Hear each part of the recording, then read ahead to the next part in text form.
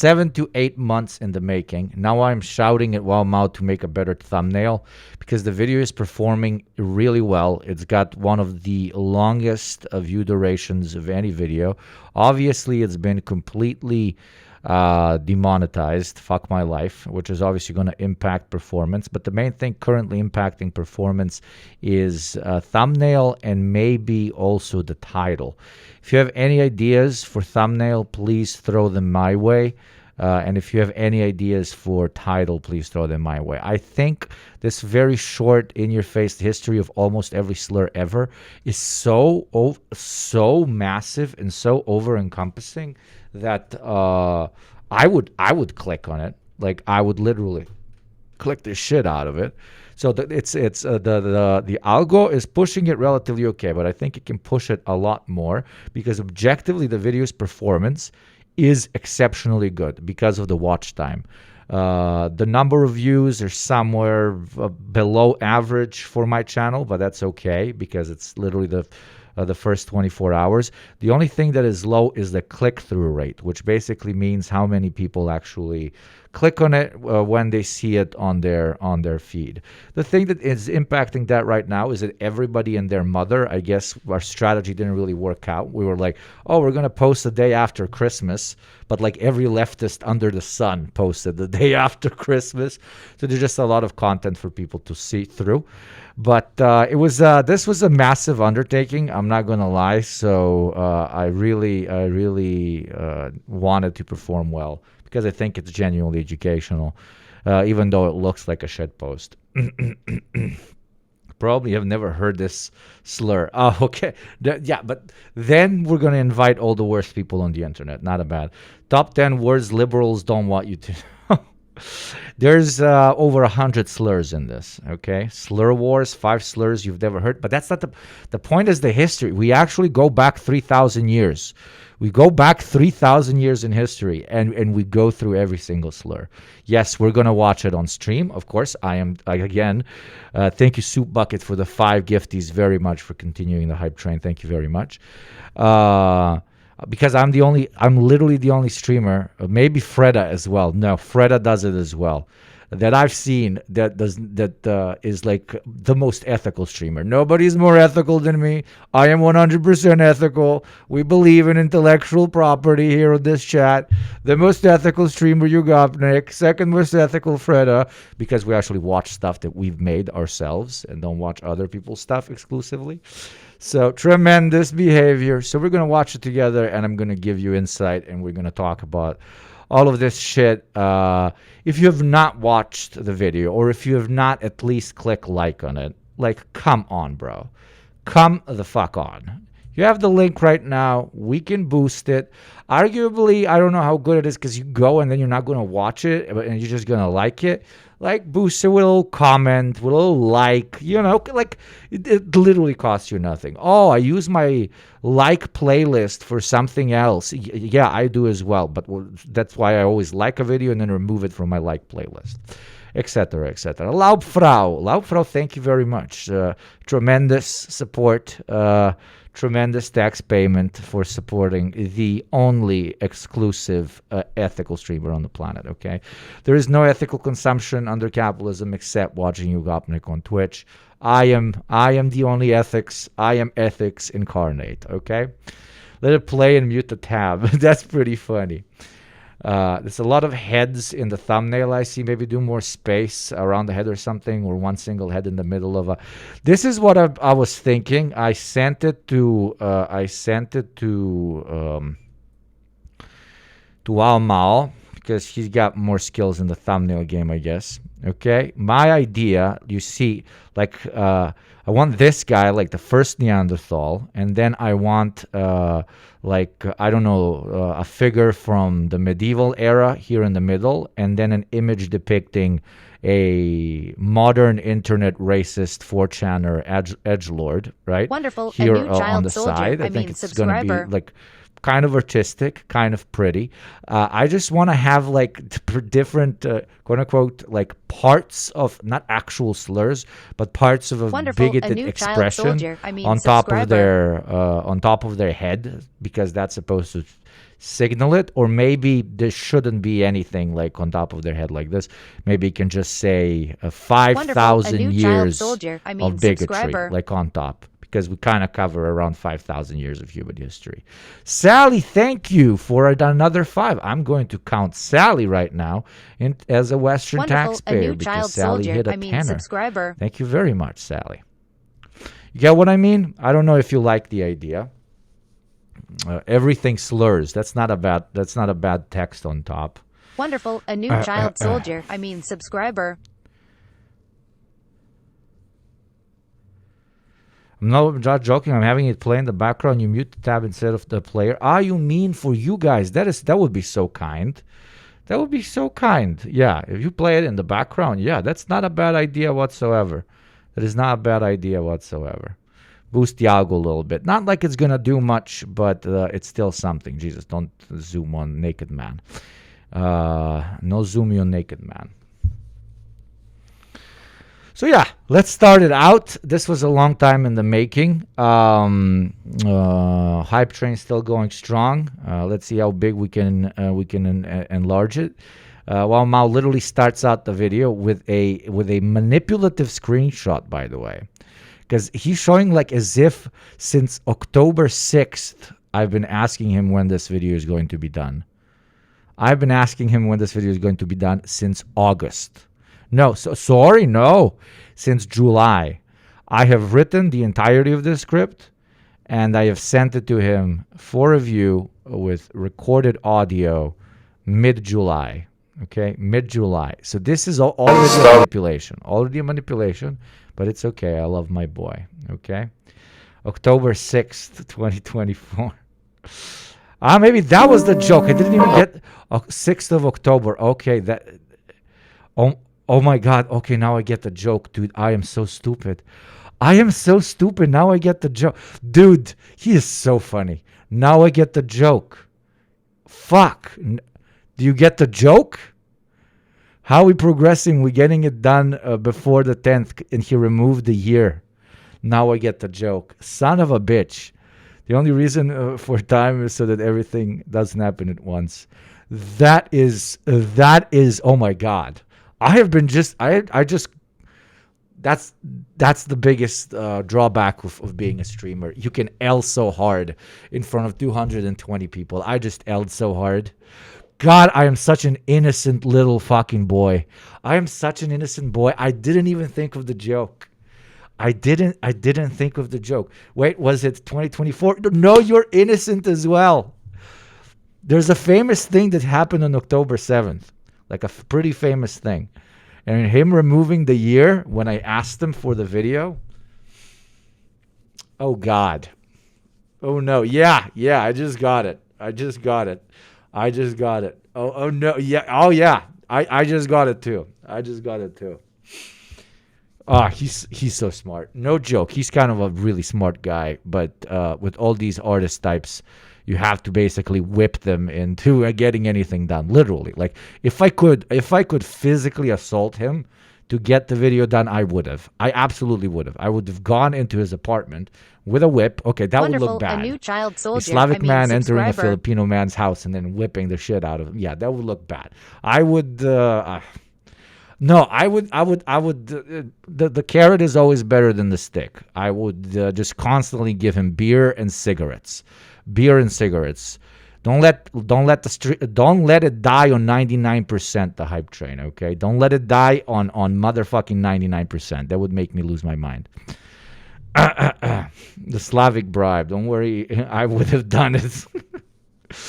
Hate your neighbor. Always attack your neighbor. Thank you, Scruffy, very much for paying your developing world taxes as always.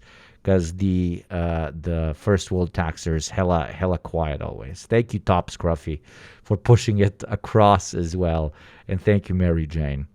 Whenever anybody hits 10 gift subs that they've donated during the day and they want to contribute to the tax Western tax count, just always please remind me. I will always believe you because I know you're not dicks. Thank you, Transsexual Menace again, and thank you, Mary Jane. For the gifties. You guys are very kind. Okay, let's start the video. Okay, I already L'd big time. Okay. Throughout it, give ideas for thumbnail. Hell, if you want to make one and send it to me, do it. I will not be able to pay you for your labor because I would dox myself if I was to do it, because I would have to pay you somehow. But I'd give you a shout out in the description if I like the thumbnail. That's number one, and number two, if you have any ideas for the title as well. 3,000 years of slurs in 40 minutes. Not bad. Not bad. No. This one's better. I don't think it's the name. The name of the video is pretty good. We need just something. The thumbnail is also excellent, but it's not. Always remember, YouTube is like literally like an idiot platform. If you want anything to work on the platform, you have to make it 100% idiot proof. And that is sometimes difficult to do. Okay, let's start the video made by Yugopnik, a very weird guy with a mask, and Wow Mao, a very nice guy in a mask.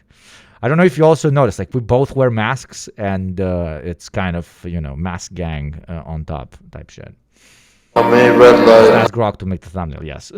Unironically, like if it was, of course, I'm not going to do that, Jesus Christ. But if it was an AI thumbnail, this video would have like a 15% fucking click-through rate. If you use one of their fucking AI features that YouTube now has to generate your fucking thumbnail, oh God. You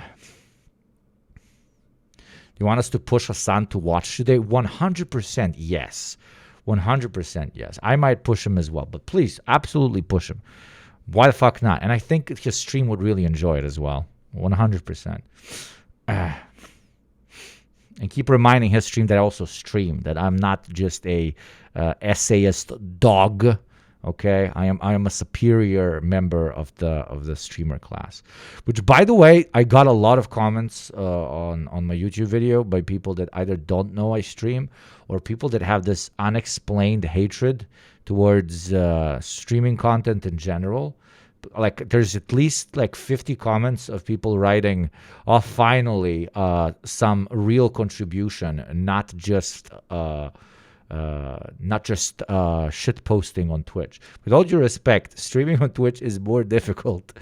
It's still the easiest job on the planet, but it is more difficult than having all the time in the world to write down a script, record it in the privacy of your own home, and then pay an editor to edit and upload it. With all due respect, it's borderline not even comparable. But they are apples and oranges. I just find it weird for somebody, as someone who does both, I find it weird for somebody to think that there's more labor involved in making a YouTube video than it is to regularly or semi-regularly stream. That's objectively bullshit. Just if you look at the number of hours spent, is it more intellectually intense? Yes, one could say so.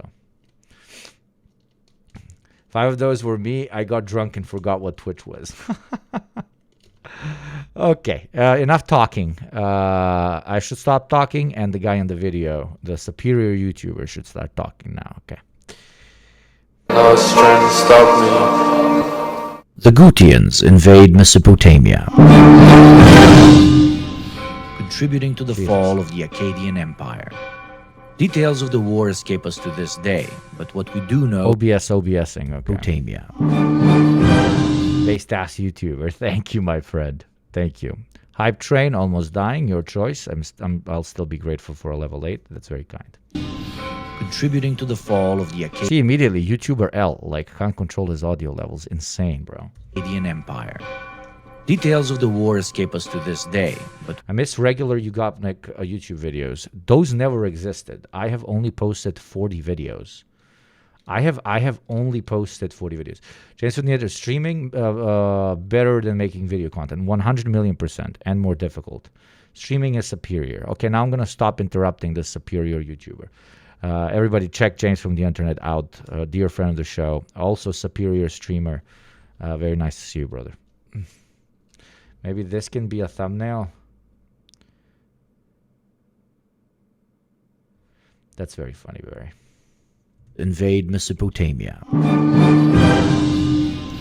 contributing to the fall of the Akkadian Empire.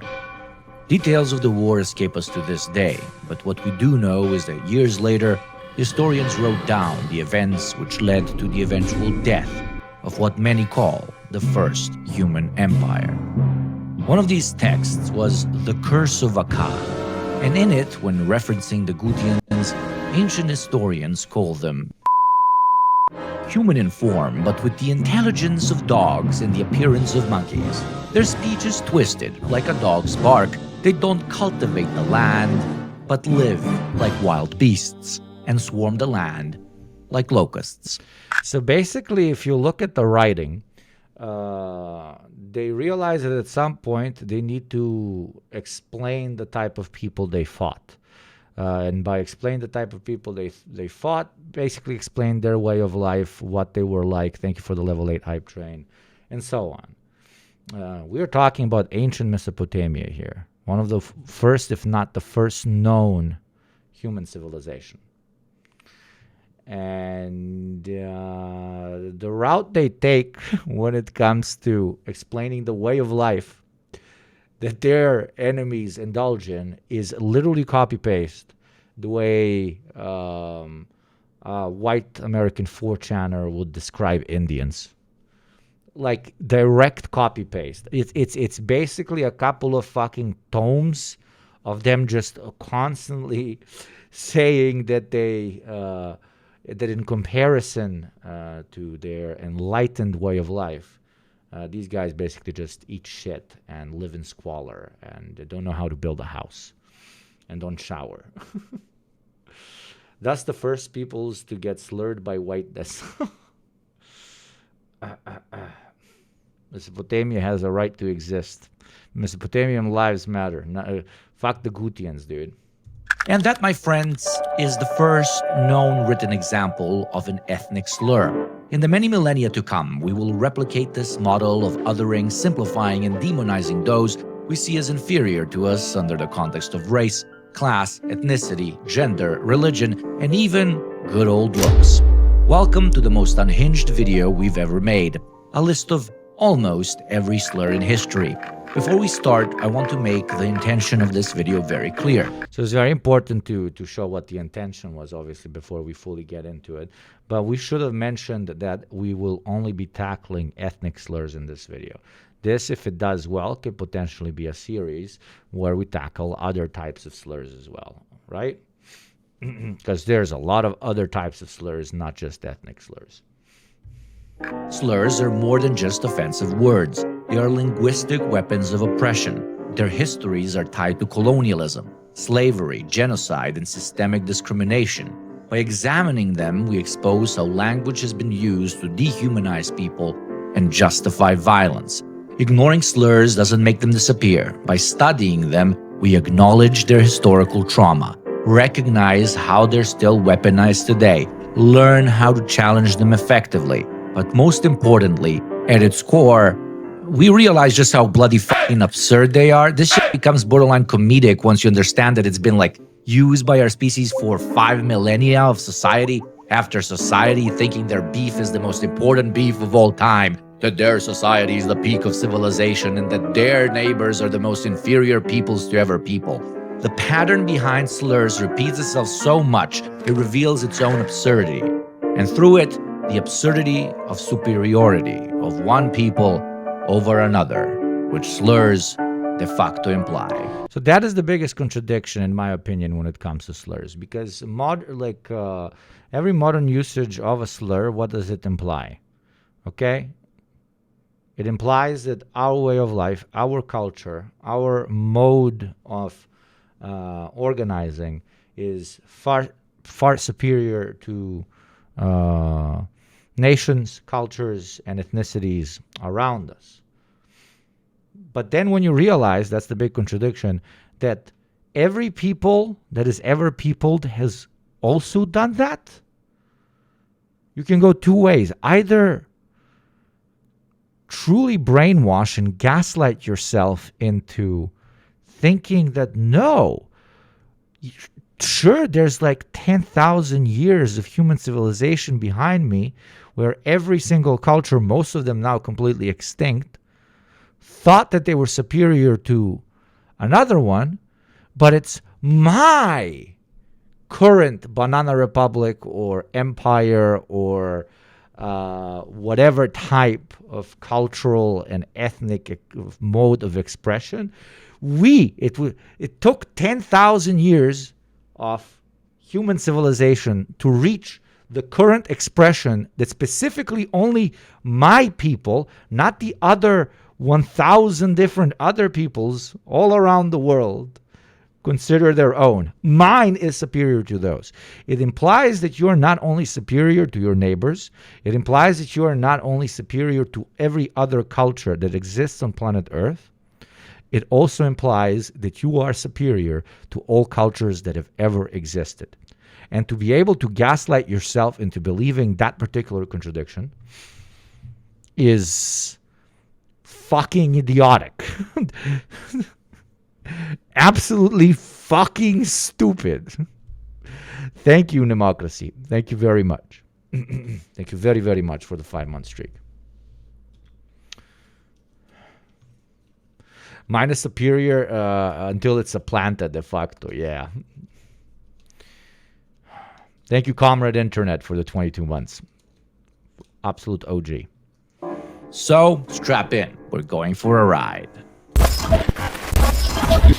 So we're sitting there and we're like, I'm making a video. I mean, we're making a video about slurs. How do we say them? How do we say them? And we basically outsourced, as always. We outsourced to AI, but we made sure that it's a minority AI. So I present Critical Race Theory 1000. I believe the gentleman is from India, who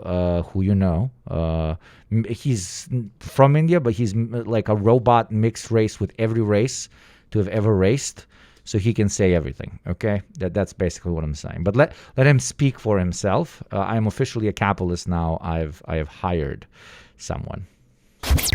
Hi, I'm CRT1000. I've been hired by these strange humans for this video with a very simple purpose: to say words out loud that they wouldn't be able to say due to the social stigma associated with said words. I've been told a Balkanoid and a Filipinoid are the makers of this video. And while they can say most of the words discussed in this essay, either because nobody cares or because said words are ancient, there are some which are more problematic, as I'm told. So because of that, I will be saying all of them, indirectly protecting my employers from social cancellation, even though in effect I'll only be reading out words they've written, which realistically is the same thing as them saying them out loud. Therefore, this whole operation is still technically.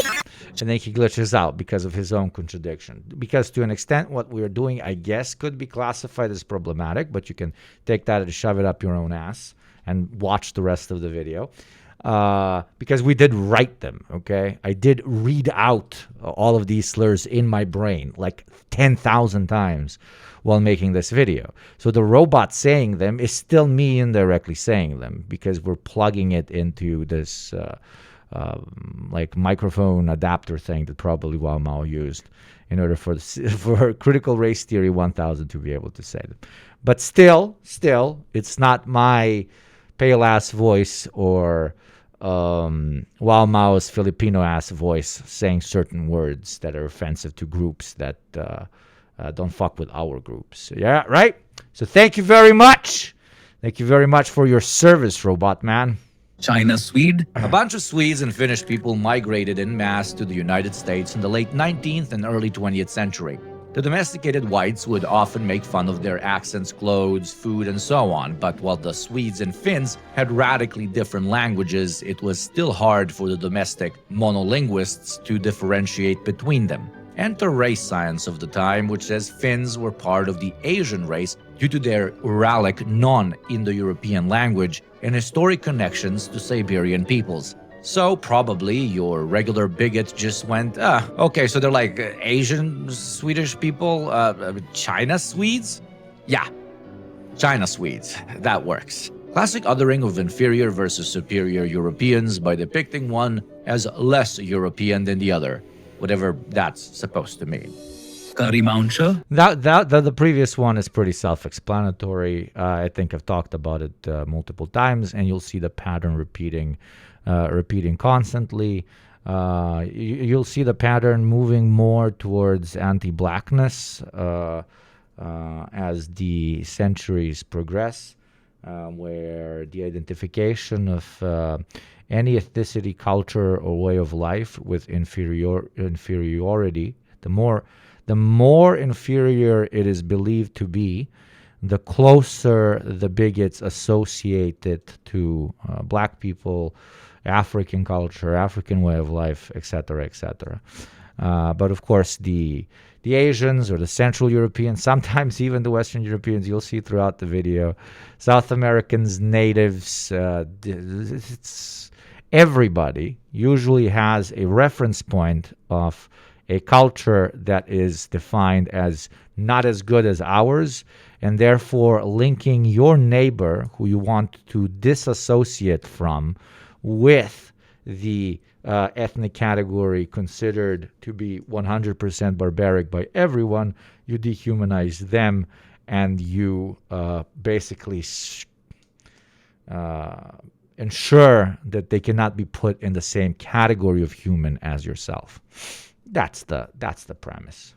British colonizers go to South Asia. They see people eating food they never tried, so they dismiss it as weird and disgusting. Mockingly, they call people who do eat it curry munchers, as it means to differentiate them from Europeans on the basis of what they see as a more advanced palate and sign of culture. Time passes, and the British colonizers end up trying said South Asian cuisine as their brains realize that the best meal on the planet might not actually be beans on toast.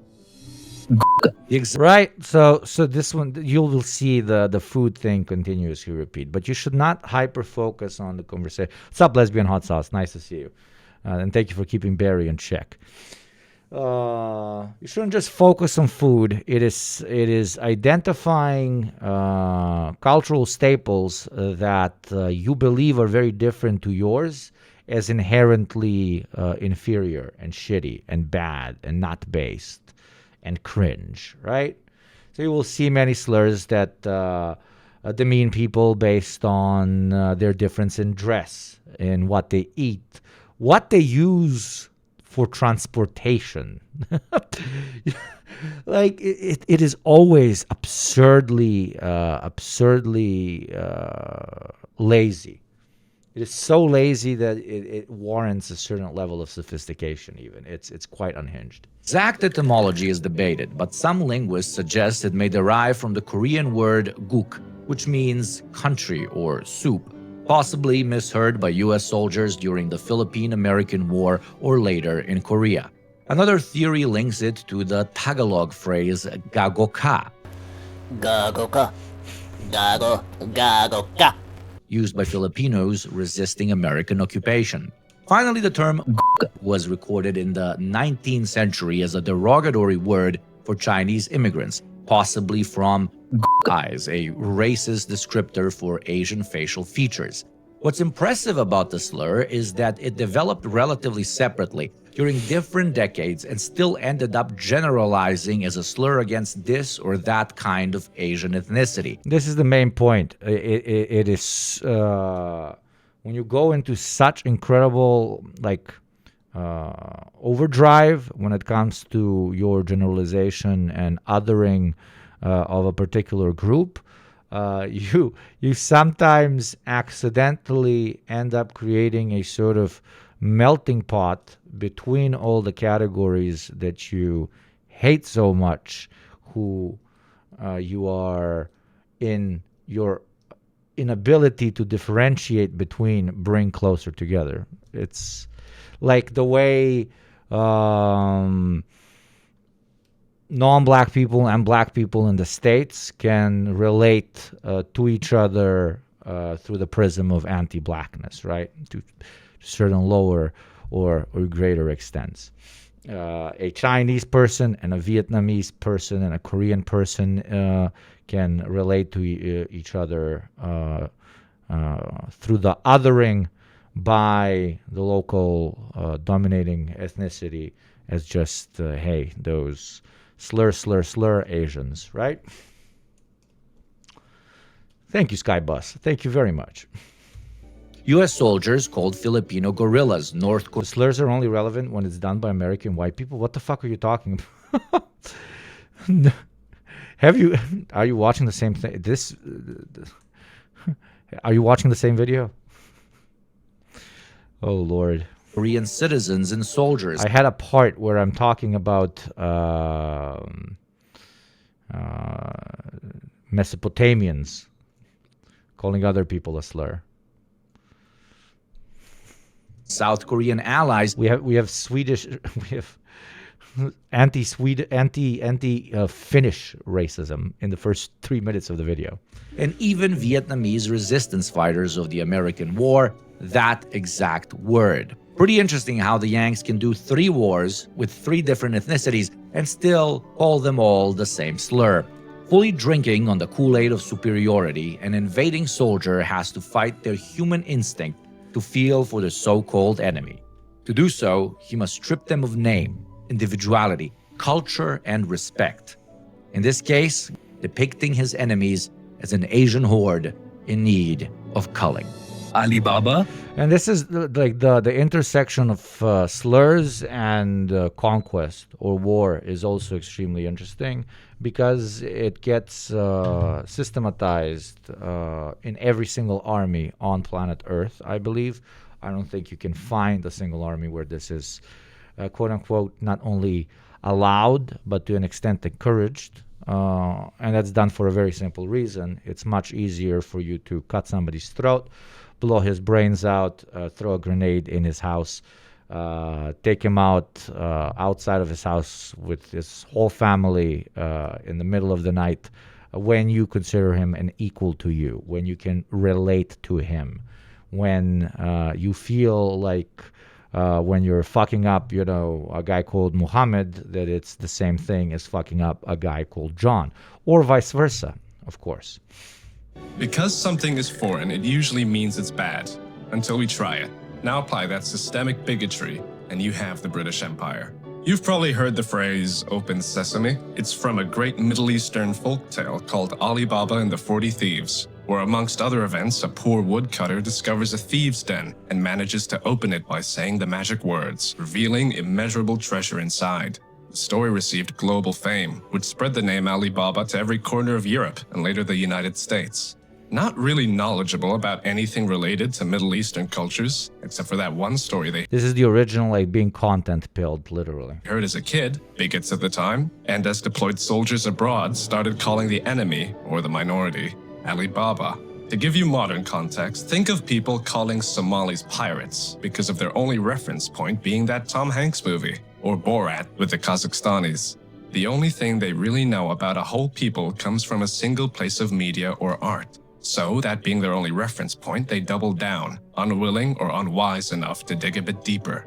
Even in fiction, when entrenched enough, can open sesame to stereotypes. I was very proud of writing that one. Yeah. So this is unironically just being content pilled 100 years ago, 1,000 years ago, 20 years ago, 5 years ago. Your only touch point with a particular culture is a piece of media that you've consumed that formed your opinion on a particular group. To give you a parallel example that might not be a slur, but I believe like a lot of you can use as a jump-off point to understand the thesis being presented here. So many of us watched Enemy at the Gates when we were younger.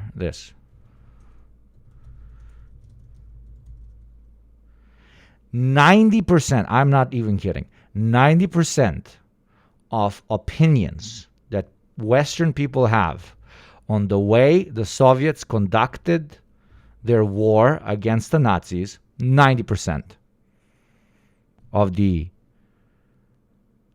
image Westerners have of how the Soviets conducted themselves in World War II comes from people who watched this film. Comes from a piece of content that they watched and for some godforsaken reason believed to be a documentary. Same thing applies to, for example, Alibaba. That open sesame to slurs. Of course, Alibaba is not always a slur. It depends on the context in which you use it. And you can have a company called Alibaba. You can be like, oh, I'm a huge fan of the story, etc., etc. If you want extra context of the story, I mean, with Alibaba, it's extra funny because it was basically a bunch of French dudes that stole a story from a verbal retailer who was Syrian, who told one French translator the story. They, of course, did not give, or Syriac or something. I don't remember the ethnicity in particular. Basically, a French guy talks to a storyteller. The storyteller tells him the story. He goes back to France together with another guy. They publish it. They become very famous because it's a pretty good story, combined with a lot of other folk tales, some invented, some not, that they put in this particular book. And then, a couple of 100 years later, that word is used as a slur. And funnily enough, to take everything into overdrive, the person, like this slur is used mostly against Muslims in particular. Sure, Arabs in general, but it's usually like, you're a Muslim, Alibaba, that type of shit, right? The storyteller, the Arab storyteller that told the story to the French guy was a Christian.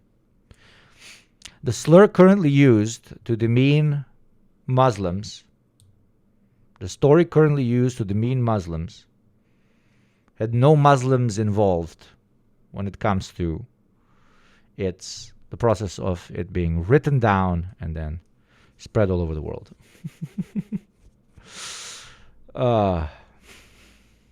That's just incredible. My high school history teacher had us watch this in class and made us write about how the movie differs from the history. Some teachers in America all write, of course.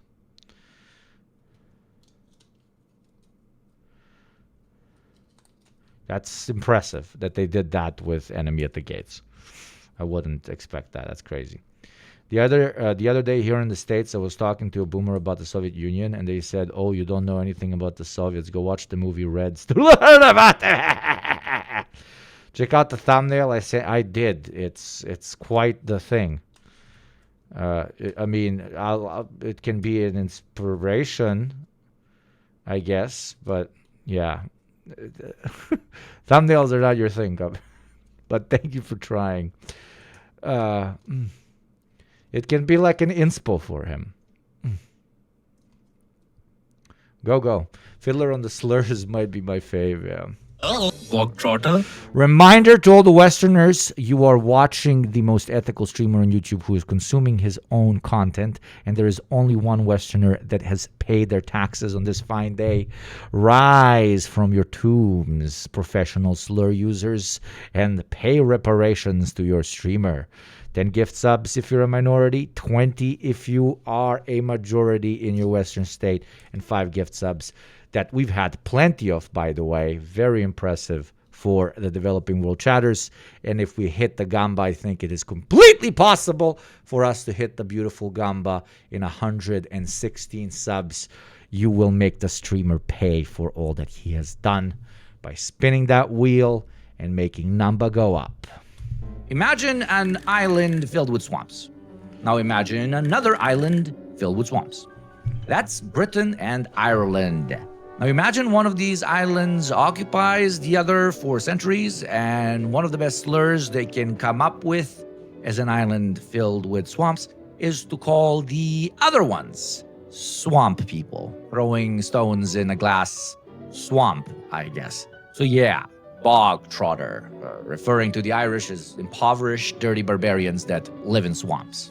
Sheepshagger. One of the most classic slurs out there, calling a whole nation zoophilic. Arab, Turkish, and Persian bigots love calling Kurds sheepfuckers. Pakistani bigots do the same to Afghans, and urban Arabs to Bedouins. Mizrahi Jews and Arabs throw donkey lover at each other all the time, and pretty much every reactionary in the Balkans implies Albanians like to marry goats. The most famous version, though, at least in the Western Hemisphere, is the one used against the Welsh, a classic sheepshagger. Maybe the smoothest sounding slur on this entire list. Lesson, there isn't really one here. Urban versus rural areas are always going to manifest as some sort of crass play at obsession with animals or the soft urban life. If there's one slur category on this list I wouldn't take too seriously, it's probably this one.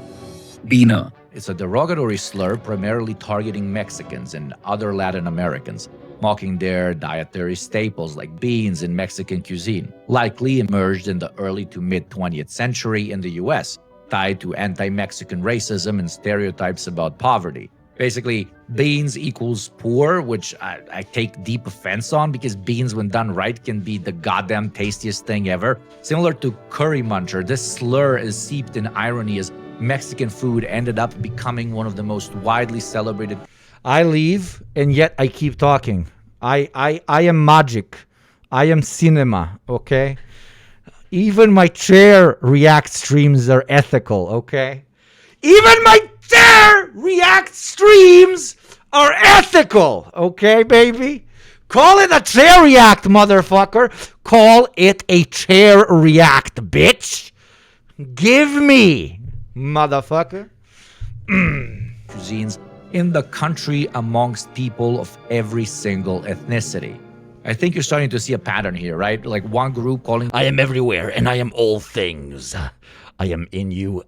No, I'm not in you. What the fuck? Yugo, stop talking, Jesus Christ. the other disgusting or cheap due to what they eat, wrapped into a perfect racism taco. Yes, I would love some hot peppers with that. Thank you. Bimbo. No, not the misogynistic term for hypersexualized women. It's the German slur for black people. The word likely entered the language during the late 19th/earliest 20th Little K86, let's go, Western taxpayers. We got some coffee in here. We got some coffee with some liquor in it. century, when the country had colonies in Africa like Cameroon. Yes, I apologize, chat. I did not mean to say that. My English glitched out there for a second. Bimbo. No, not the misogynistic term for This one is super niche, dude. This one is for the for the true connoisseurs, okay? Because you might be thinking, and like, this is only ethnic slurs, right? They're not gender-based slurs. They're not like slurs against queer people in general. This is only ethnic-based slurs. And now you're like, bimbo, what? This is not ethnicity. Bimbos are not an ethnicity. What the hell, you on? But no, I will explain it. hypersexualized women. It's the German slur for black people. The word likely entered the language during the late 19th/ Also, subs are apparently 35% off. I don't know for how long. Yes, exactly. Fucking use it, god damn it. I want to be at 3,000 subs again. It feels so good. earliest Also, I want to gamble. It's Saturday, dude. Let's drink and gamble, please. 20th century, when the country had colonies in Africa like Cameroon, Togo, and Namibia. It's derived from bimboshi, a term for black laborers or servants in German East Africa. Scholars suggest it may have originated from local African languages like Swahili, but was distorted by German colonists into a derogatory term. In Nazi-era Germany, bimbo was used to demean black people, often associating them with subservience and primitivism. Today, bimbo is rarely used openly, but remains recognized as a racist relic. Most Germans associate it with historical racism rather than contemporary speech.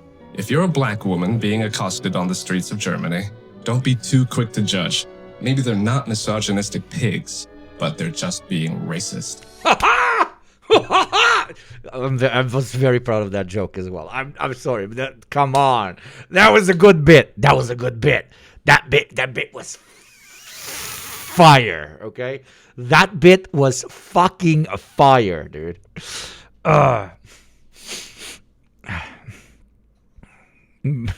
Must be crazy being a person at the intersection of multiple definitions of self, which are constantly accosted and constantly, berated, because somebody's about to attack you and you don't even know why.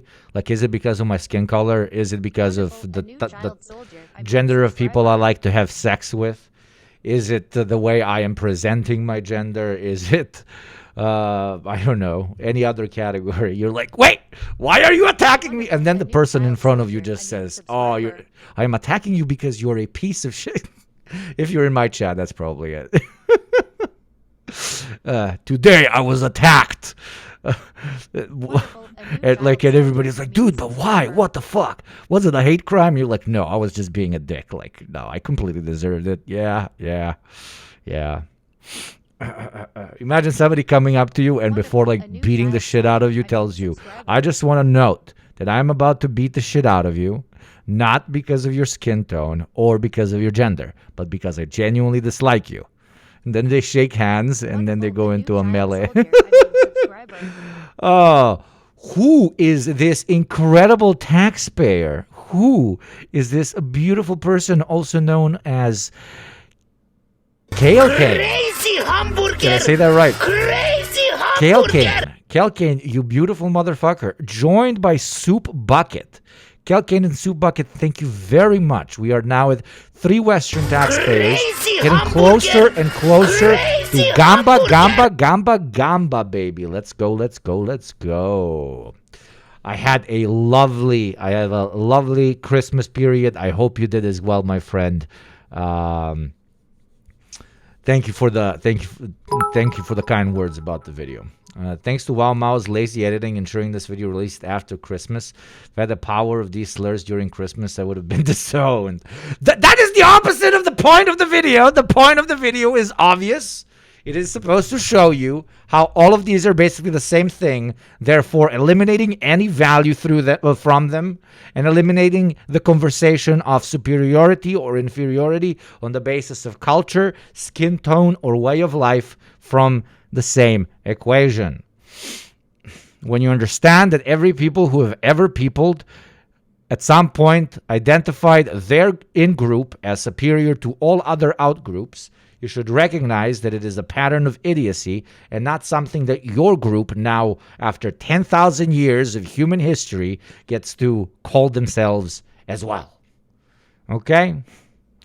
No, Mr. Polish man. Poland is not superior to 10,000 years of all of civilization, but also no American man, no Chinese man, no Kenyan man, no any group that is ever grouped in the history of group. That's the point.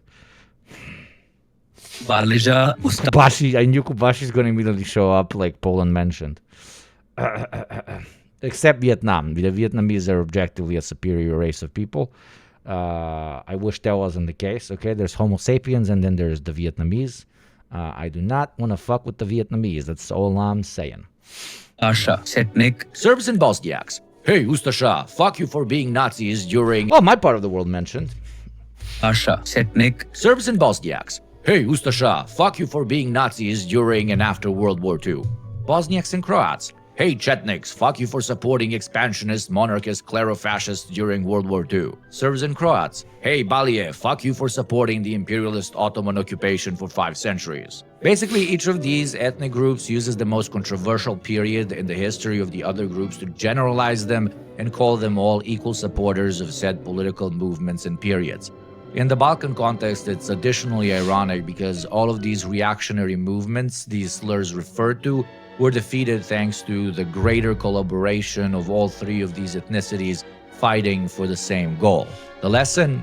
Divide and conquer, words edition. By constantly using said words, literally, the Nazis, the capitalists, and the Ottomans were defeated through the collaboration of these 3 groups that, when they want to offend each other and other themselves from the other group, always go back to the darkest period in each other's relationship as a means to remind the other one, your ancestors did a bad thing, which is true. Your ancestors did do a bad thing, but the generalizing somebody who's like fucking 21 in 2025 with what Chetniks or Ustasha or Ottoman collaborators did is, look at me, I'm SpongeBob. Fucking insane. And you're contributing to nothing but potentially more wars between these groups of people. But yes, this is the contextualization of those particular 3 quote-unquote slurs. It's very interesting because these slurs literally have nothing to do with skin tone, with the way you look, the food you eat, or anything. It is just, again, a referral to a ideological movement that the ancestors of a particular group might have been a part of.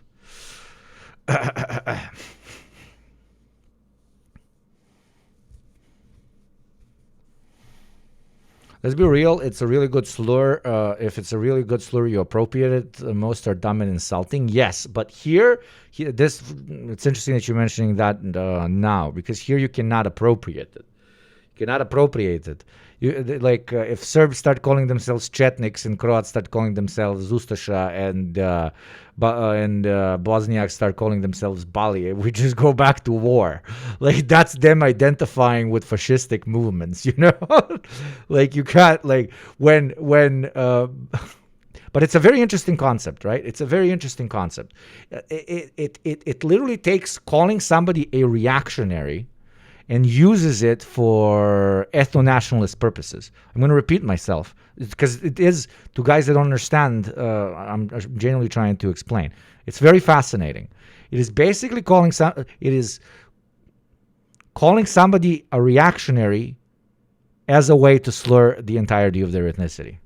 It's pretty insane. And we are friendly with each other. We are othered by other people that we are in-group member of. Yes, absolutely. Absolutely. And it just takes one guy. It just takes one guy. You will have like the most wholesome combination of people of all of the different Yugoslav nationalities and ethnicities and subcultures and so on, just hanging the fuck out. And then there's one guy that sparks complete chaos. Subject is reminded of the harshest periods in history between his group and the outgroup, minimizing chances for dialogue and finding any sort of middle ground. That's one of the most impactful aspects of slurs. They throw us back, in a matter of a second, to periods of strife, death, and hate, effectively eliminating any chances of reconciliation between partners and even victims and perpetrators on a national, religious, or racial. It's like gay people taking back the F slur. No, because there was at no point in history was there a group of people calling themselves the F slurs who did mass ethnic cleansing and genocide, right? And there's people in all three of these groups that called themselves that and really were really into doing massive ethnic cleansing and genocide, right? Level. Timur.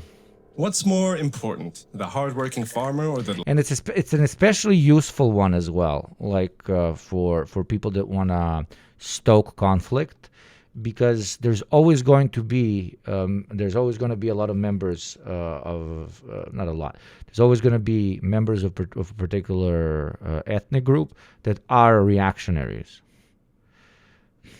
right? So you use them existing as a excuse for the generalization of the entire group, which then ironically you most likely push further and further down the reactionary pipeline because they have now been completely othered. And this is a controversial opinion, and I know that some of your gearheads are like spinning right now, and sure, we sometimes joke around, but it does contribute to it. If you want to use the particular Balkan example, it's like both the Croats and the Serbs did their best, like the biggest idiots of all time, to completely other, for example, Bosniaks, out of which a lot associated with the general Yugoslav project, and sometimes, still being Bosniak, but still associated with a certain type of Serbian or Croatian identity and so on. But then on the other side, the Serbs and the Croats were like, oh, no, you're Turks. Okay, no, I'm not. I want to work with you guys. No, you're a Turk. Well, okay, then I guess I'm a Turk. Jihad time, I guess. Right? It leads to nothing. It leads to absolutely nothing. Level. Timur. What's more important, the hard work... Nothing productive, I mean. Just snake eating its own ass of absurd bigotry. farmer or the logistics expert who plans out how the farmer's food is going to reach the shelves? Who's got more culture, an ancient local religious tradition of a small town, or the edge Oh, I love this one. I love Racial this one. level. Timur's in chat, yo. More. What's more important, the hardworking farmer or the logistics expert who plans out how the farmer's food is going to reach the shelves? Who's got more culture, an ancient local religious tradition of a small town, or the edgiest new wave beats being thought up in urban rave clubs? What's better for the human condition, tightly knit small community or an ever-expanding family of the metropolis? These questions have plagued our species ever since 3 dudes living in a cave looked across the field and called 2 dudes living in a cave backwards. There's probably 1,000 different variations of small-town folk calling big city dwellers every homophobic slur under the sun in attempt to depict them as some sort of weak, sissy boy. And vice versa. 1,000 different variations of city folk calling people from small towns all kinds of zoophiliacs and sister lovers. You're probably whispering the one you regularly use to yourself right now. One of the most normalized type of like ethnic slur. It's pretty classist slur as well, but it can go both ways because it is that reactionary. Because you will have reactionary village people, usually associating urban life with it has a lot of connecting points to patriarchal norms and misogyny. So all the males that live in the big city, all sissy boys, and and in reverse, all the males that live in the villages and in the small towns are barbarians that have sex with this or that type of animal. But these types of expressions of bigotry are like obviously intertwined with a shit ton of classism, but are also like pretty like not considered that controversial. I'm not saying that they're not. They absolutely 100% are, and they're highly impactful, even on the way we organize our economy and, for example, either hyper-focused on urban centers or, in rarer cases, hyper-focused on agricultural centers of the state. But what I mean by they are not that controversial is that a lot of people do it. A lot of people do it and they don't get called out for it, like ever.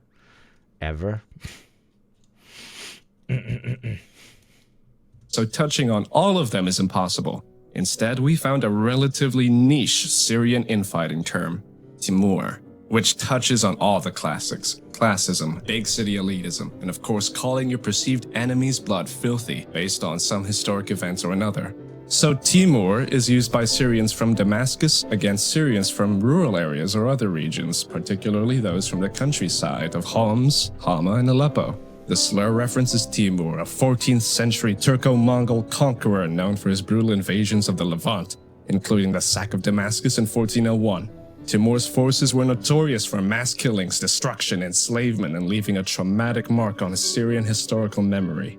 In contemporary Syrian slang, calling someone Timur implies they are backward, uncivilized, barbaric, or violent, drawing a parallel between the historic brutality of Timur's forces and stereotypes about rural Syrians. Yeah, like how, for example, Western Balkan people will often call Bulgarians Tatars, alluding in a kind of orgy of bigotry to Mongolian invasions, but they confuse the two. And then they're like, oh, Bulgarians are not just Slavs, but they're a mixture between Proto-Bulgarians and the Slavic population that was there. Okay, so it was a bunch of people that came from the east. Yeah, that was probably like the Mongols, but I can't remember what the Mongols were called, so let's just call them Tatars.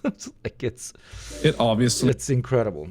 Sometimes implies the person being called Timur might be an unwilling descendant of the so-called invading hordes. The slur reflects long-standing class divisions in Syria, where urban populations have historically looked down upon rural communities. The Syrian civil war in 2011, as you can probably imagine, launched the use of the word. And more importantly, the rural-urban class divide into hyperdrive. While Timur is not universally common as other Syrian slurs like Shimali for northerners or Falla for peasants, it is still used in certain circles, particularly among older or more elitist Damascenes. So to round off, as promised, a perfect combination of the manipulated historical context. Rural and urban parts of a country fighting against each other is like your legs fighting your arms. You're literally on the same team and would likely none survive without the other. So stop. Freeloading view goblin. It's so dupe. It's so dumb. It's so dumb. It's so dumb. But now we're coming to the most important slur of the entire video. Okay? And this one is directed at you, dear viewer. Okay? I'm going to make it full screen. Okay? This is directed at you. This is directed at you. I'm calling every single one of you who has not subscribed or paid their taxes today this particular slur. It's a new slur. I'm dropping it and I'm patenting it. And would likely none survive without the other. So stop. Freeloading view goblin. A creature who shamelessly consumes content without hitting the subscribe button, lurking in the shadows of algorithms, denying creators their rightful dopamine hit of validation. Yes, I am looking at you, you algorithmic welfare queen. Click that button right now. Oh, good. Thank you. Did you hear it? Okay. Okay, did you hear it? Very meta. I'm having the man speak instead of me. Incredible things are happening on a Yugo stream. Very good, Gobby. Very fun. Gobby Trash Goblin. You see? Okay. You see? You see? Not all goblins are freeloaders. Not all goblins are freeloaders. But all freeloaders are goblins.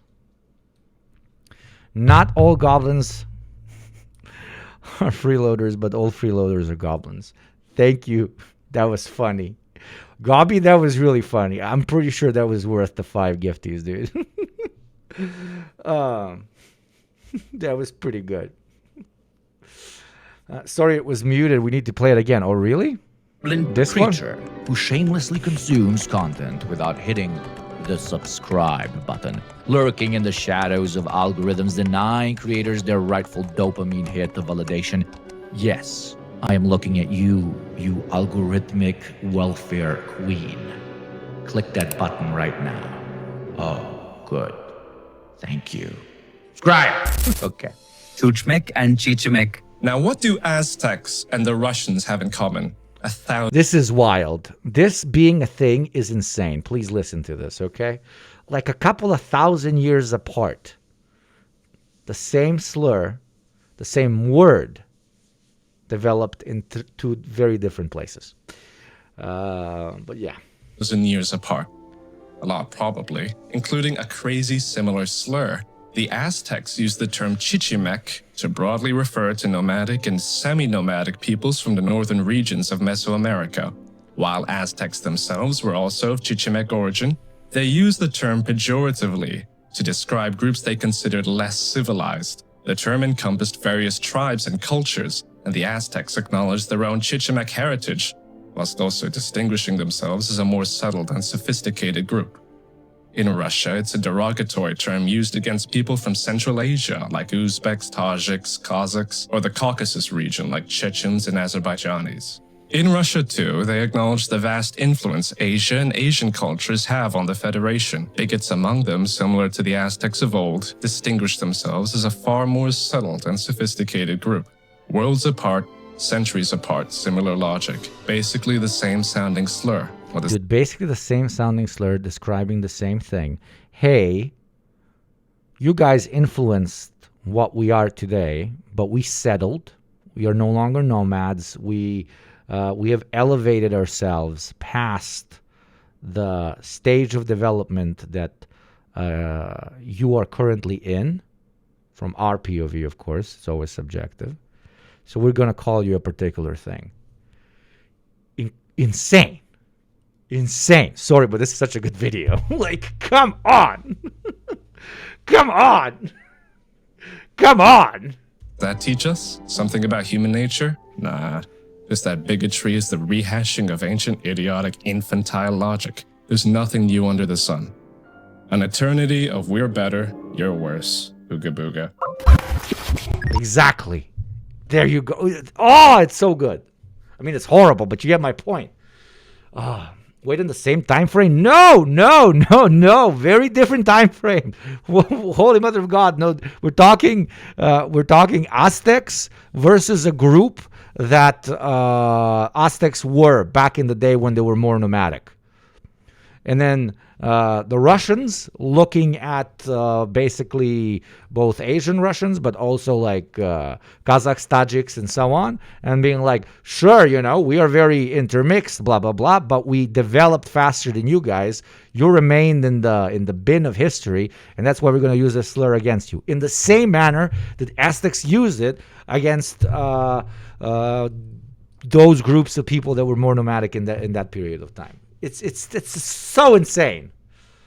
It's CRT 1000 again after having Like gone. nothing new under the sun.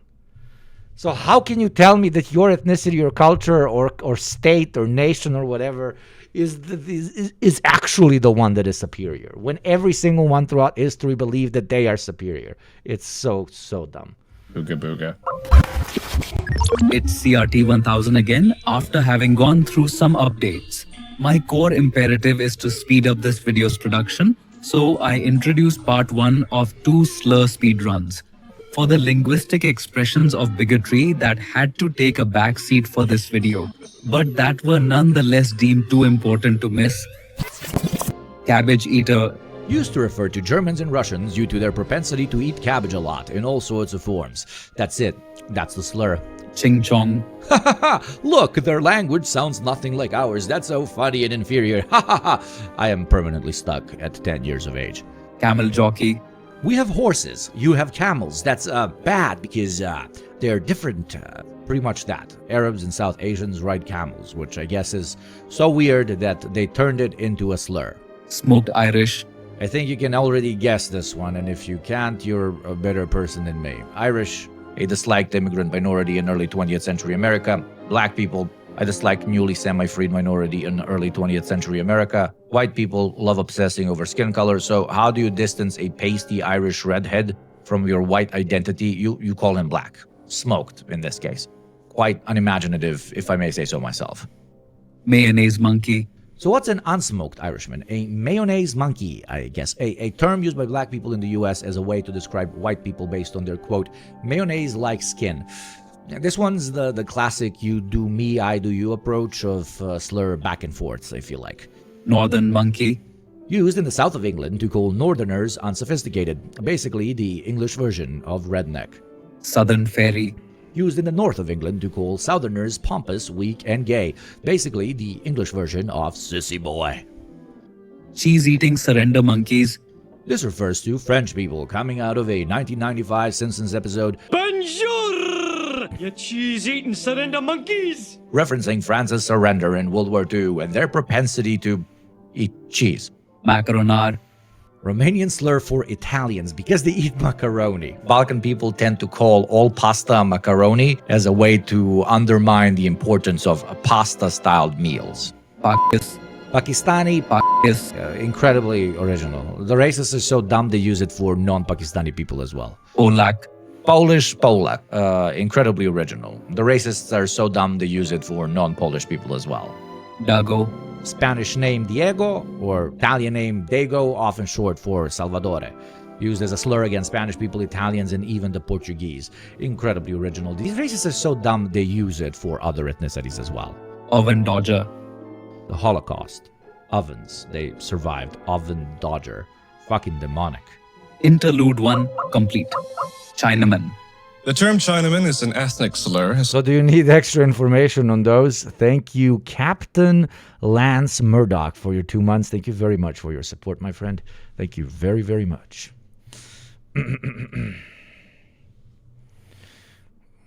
My favorite is macaronar because it's what?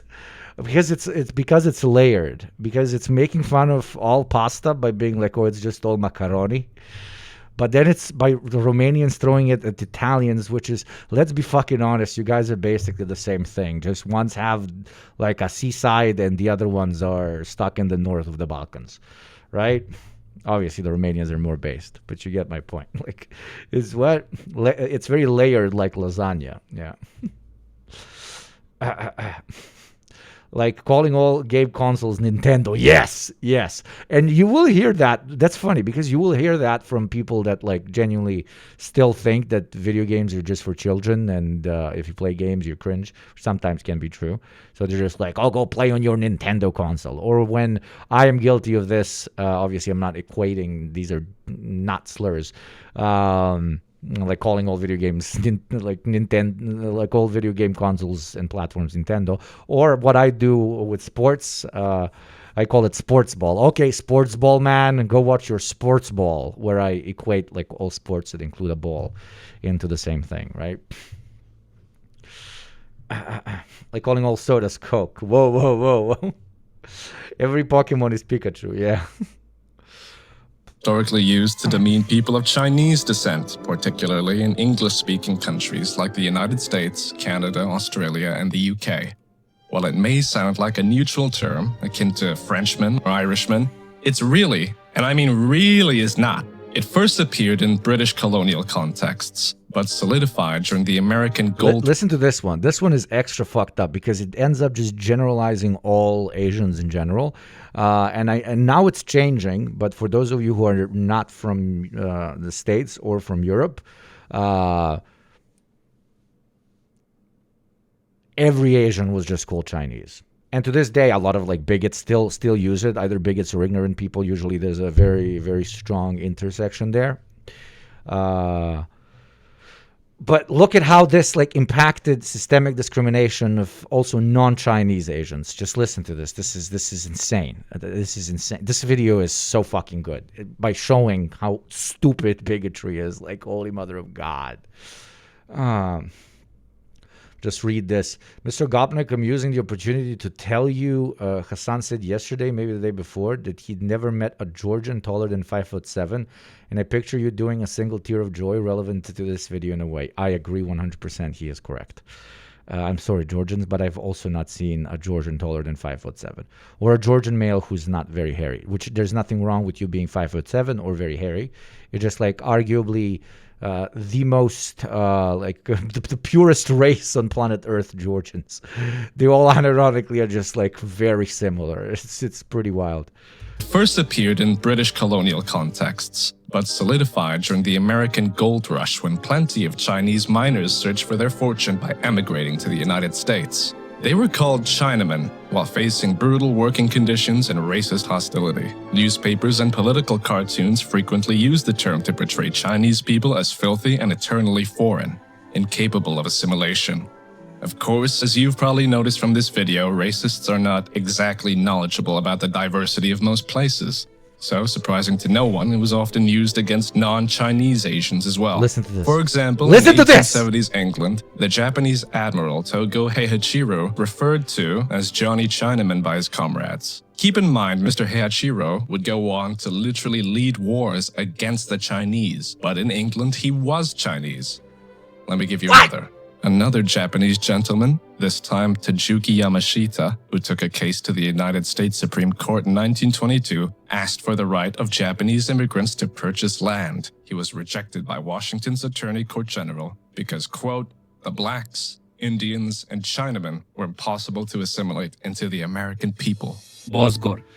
A Japanese guy went and was like, yo, we should be able to own houses. We're Japanese. And the guy was like, I don't know what that goddamn Japanese thing means.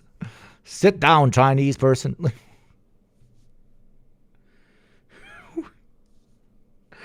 And also a comrade of theirs that constantly fought the Chinese. The Japanese dude. They called him... They called him...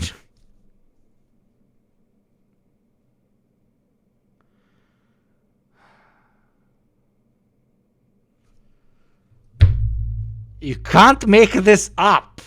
This is how stupid generalization is. This is how stupid slurs are. This is how stupid this entire thing is. That's the point of my video. And if anybody watches this video and does not come to those same conclusions, like with all due respect, you are literally lobotomized and you need help. If you watch this whole video where I make these very direct parallels and you come out of it with being like, I'm still gonna use slurs. You're not okay. You're really not okay. Or believing that certain slurs are quote unquote justified or some stupid shit like this. Like, have you watched the video? So, you said today, as you often say, that you live in Singapore. Of what nation are you a citizen? Singapore. Are you a citizen of any other nation? No, Senator. Have you ever applied for Chinese citizenship? Senator, I served my nation I'm in asking- Singapore. No, I did not. Do you have a Singaporean passport?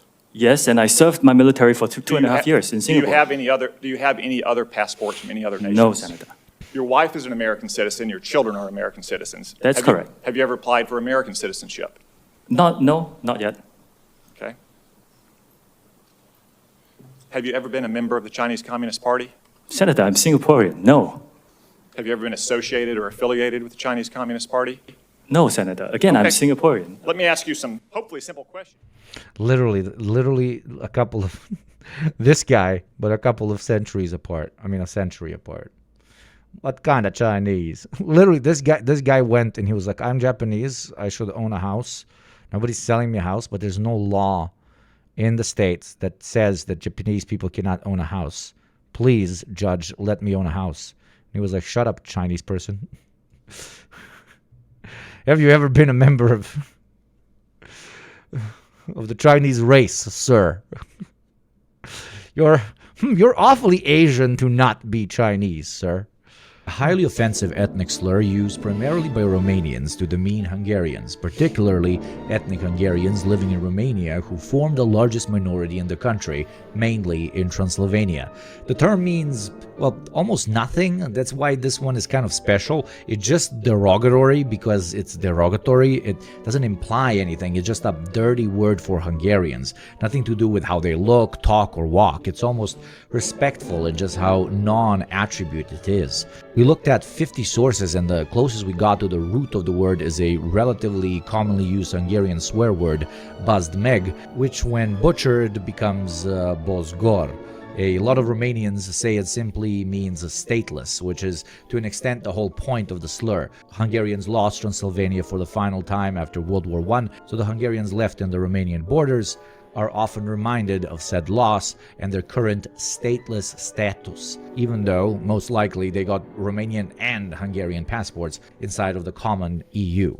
Small additional note from Yugo here. I'm disappointed in you, brothers and sisters of Romania. I always call you the only cute, lovable Balkan country, but I guess we're all as reactionary as the rest of the world at the end of the day. And while obviously being reactionary, it is always also like completely unwise to other a minority that is of the same ethnicity as a state that you are bordering,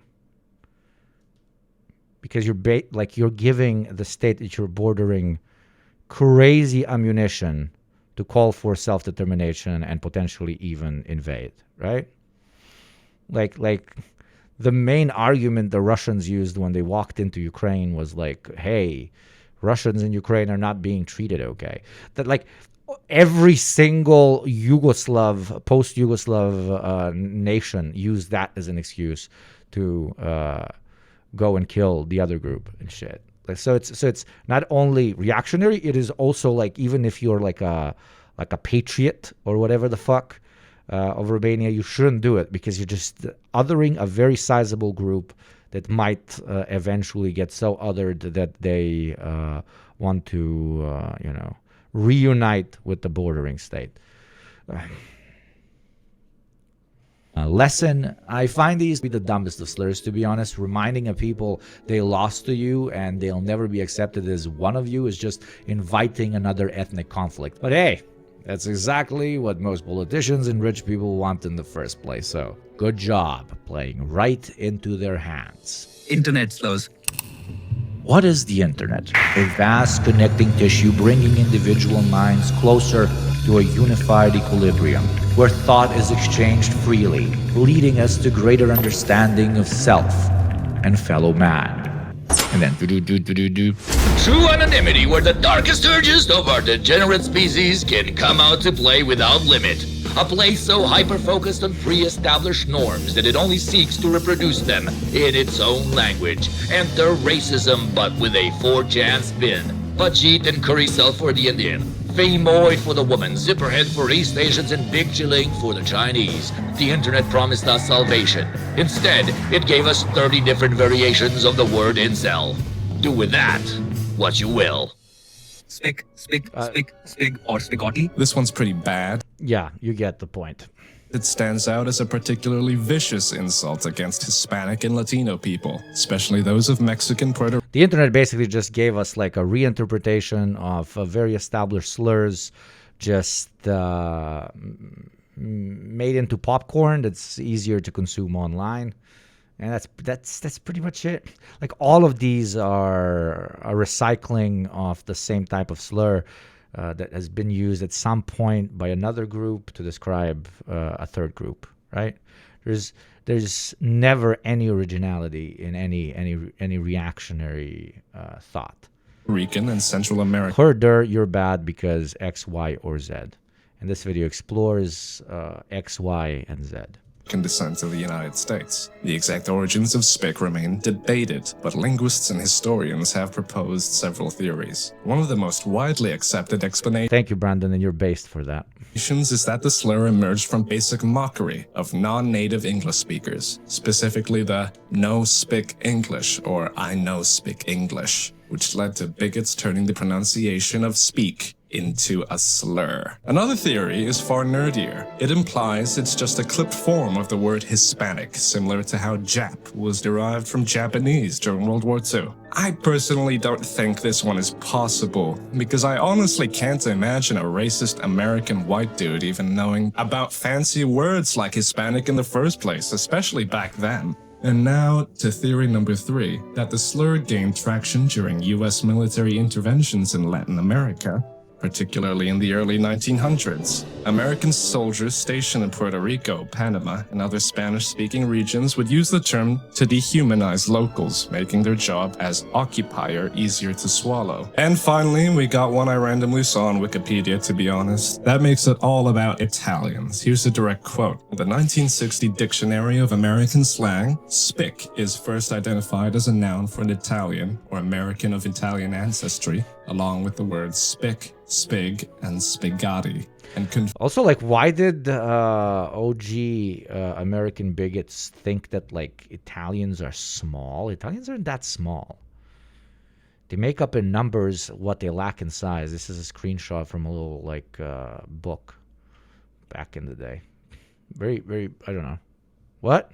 An ancestry, along with the word malnutrition. They're not eating the spaghetti. Spick, spig, and spigati, and confirms that it is a shortened form of the word spaghetti. The authors referred to the word's usage in James M. Cain's Mildred Pierce, referring to a wop or a spig, and say that this term was never preferred over wop and has been rarely used. However, could you imagine yourself making a video about Tito? I'm fairly new viewer, so I don't know what you've covered. I don't think so. I only make videos that have never been done before, and that has been done a lot. But something particular and niche when it comes to the Yugoslav socialist experiment, I could do. Yes. And probably will at some point. The etymology remains. How it started, I guess we'll never know. But if there's one lesson out of this particular slur, it's that the monolinguists and their insecurity of never having been able to learn a second language will somehow make speaking one into a bad thing. This always happens 100% of the time. Imagine you're a Danish bigot. Wait. So this one is insane. This one is absolutely crazy, dude. This one is wow. This one is similar to the Aztec and Russian parallel, a couple of thousand years apart. This one does not have a distance in time involved, but it does have a generalization that you would have never thought possible between two peoples that are so just geographically far apart and aesthetically different that you're like, how, what in the lazy fascist, what? Into a bad thing. Imagine you're a Danish bigot. Wait, sorry. don't. Imagining your Danish could potentially be irreversibly traumatic. So imagine you're a regular bigot, an impressively unimaginative one. For a couple of decades, one ethnicity keeps migrating to your country, which you, of course, hate. So you call them a thing like Krakemat. In this case, a word from their native tongue meaning to the mountain. You keep using that slur for a while, but at one point you start realizing that people from that foreign land you hate so much aren't immigrating anymore. It's people from a completely different place that are now the problem. So it's time for another slur. You think and you think and you think, but you're dumb. And you can't be bothered to think up something new, so you start calling them the same word? Wait, really? Did you just call them the same word? What? That's the story of Krakemat, a slur that brought two unlikely peoples together under the same Danish confusion. People from Greenland, the original title bearers, and Arabs, the inheritors of this great Danish privilege. Jokes aside, nothing like the laziness of a racist to bring a people together. Shylock? Right? Like, holy mother of God. What the fuck? What the helion, what the heliante, as a great American poet once said, okay? Levels of Shakespeare. Like, what? What? What the fuck? What the fuck? What? Oh, Lord.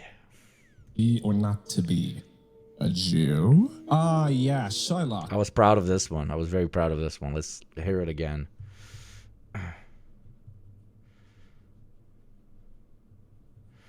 Boycotts are impactful, yes, and worth it because you don't have to do too much and it has an effect. Lock? To be or not to be. It's not the end-all, be-all, and it cannot change the world, but it is impactful, especially as compared to how much effort you need to put in. Racist to bring a people together. Shylock? To be or not to be a Jew? Ah, yeah, Shylock, the merchant of Venice, where the main bad guy was a stereotypical Jewish guy called Shylock. Spoiler warning, the story ends with his forced conversion to Christianity and a staggering defeat at the hands of some handsome Christians. Now, we might ask where Shakespeare got his inspiration for a greedy, money-lending Jewish character, and some might answer based on lived experience. And you would be wrong. Have you been missing the point of this entire video? No, Shakespeare wasn't presenting a justifiable stereotype, not only because there is no such concept, but more importantly because he had probably never even met a Jew. In Shakespeare's time, no Jews had been legally present in England for several hundred years. However, stereotypes of Jews as moneylenders remained from the Middle Ages. Historically, moneylending had been a fairly common occupation among Jews, in part because Christians were not able to offer interest-bearing loans, then considered the sin of usury. While Jews were excluded from most other fields of work, at the same time, most Christian kings forbade Jews to own land for farming or to serve in government. Thus, moneylending... Motherfucker never met a Jew! Motherfucker never met a Jew. Motherfucker never met a Jew. Motherfucker never met a Jew. He's like, oh yeah, that greedy mother, that goddamn greedy ass motherfucker. But sir, have you ever known about those greedy ass motherfucker? What the fuck? What the fuck? Was one of the few occupations still open to Jews. Since that era, the character's name has been a synonym for loan shark, and as a verb to Shylock means to... Same like, I don't know, going to fucking Pakistan or going to Kazakhstan or going to a place where they've never met a black person in their life. They're like, yeah, man, those goddamn fucking blacks are ruining America. And you're like, what the... Have you ever even... What the fuck are you talking... Dude... Put the horseradish in the fucking bag, bro. What the? I just did a little bit of bigotry towards Kazakhs. I love Kazakhs. I'm sorry. Why horseradish? I don't think they even eat horseradish. There you go. Like, I might be a slur academic, okay, a woke race scientist, the ultimate fighter against bigotry through the exploration of bigotry itself, through stepping through the lands of the forbidden fruit.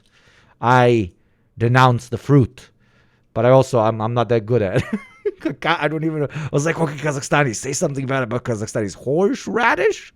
What the fuck?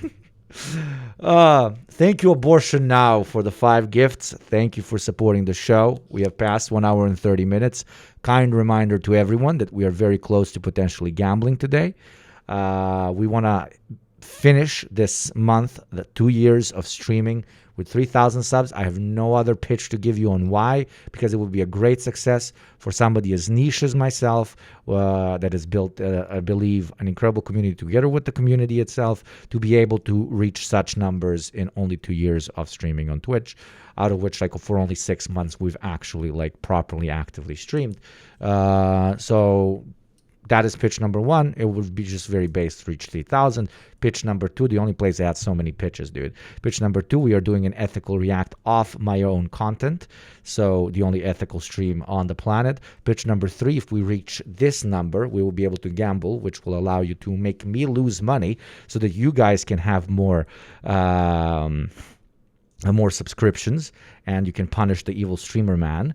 Pitch number 4, 35% discount. If you're ever going to do it, like, do it now until the discount still lasts.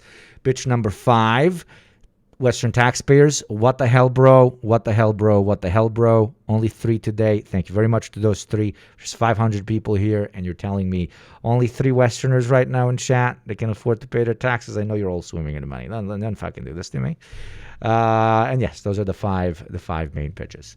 Take whichever pitch you like the most and give me that pitchka, okay? Thank you, Tiny Zucchini, for the 2 gift subs. Everything is very welcome. Thank you very much, Zucchini. And I'm pretty sure you're a pretty big zucchini if you're gifting me subs.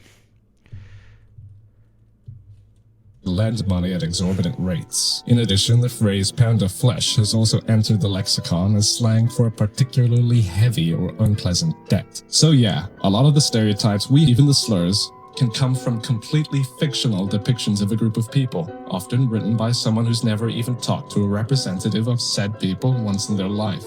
This is a repetition, like the same with Alibaba. Like a lot of people think that the French just invented that story, the Alibaba story. They didn't. It is a Middle Eastern, quote unquote, whatever that's supposed to mean, folk tale, but it was stolen by a French guy, and but the French guy stole it from a Christian Middle Eastern person. Okay, so it's a Christian Middle Eastern person getting a story stolen by a French guy, which is now used as a bigoted slur against Muslims. What? Same thing. A guy wrote a story, included a evil Jewish stereotypical guy, never fucking met Jews, and now it's used against Jews. What? It's always this whirlwind of usually ignorance, mostly ignorance. That's what you find. It's mostly ignorance. Even the food-based slurs, they're like, "What the fuck are you eating?" The second they start eating it, they stop using that slur because they would be massive hypocrites, even for a reactionary, because now they're eating that food, right? Like it's one would hope that, a little bit of time needs to pass so that the ignorance-based bigotry exits the conversation. But unfortunately, because we find ourselves in the system in which we find ourselves in, constant reactionary movements want to dissuade us from thinking about where our real economic and systemic problems are coming from by refocusing us on the othering of our neighbors, our friends, or even people from halfway across the globe as a means to pacify both us and them, etc., etc. But OG, like the OG source of slurs, very often, not always, but very often, as we're exploring in this particular video, does come from just seeing something different and immediately assuming that it being different, it means bad. Tell you to go read a book before you speak on a particular topic. They're usually not talking about fiction. Marokaki. During French colonial... They still use curry muncher as a slur against us Indians, and they love curry. That's so... that's fucking insane. Yeah. I mean, I guess I undermine sometimes the level of idiocy that bigots can contain in themselves. Rule over Morocco, the French administration exploited divisions between... Particular topic, they're usually not talking about fiction. Marokaki. This one is very interesting. You guys will like this one. I'll let this one speak for itself. This one is very fascinating. You have in-group, out-group, and then you have out-out group. And you can still, inside of, for example, an apartheid structure, you can still have bigoted opinions of people that are in the more privileged section of the apartheid structure, while the two of you still consider the group outside of the apartheid structure to be even more inferior than what you consider each other. It's just listen to this one. It's a wild story of imperialism. During French colonial rule over Morocco, the French administration exploited divisions between Algerians and Moroccans, using ethnic. Please, everybody, go and like the video if you're enjoying it. It's in the chat. Please just go give it one like, make the algorithm work for it. I would be eternally grateful.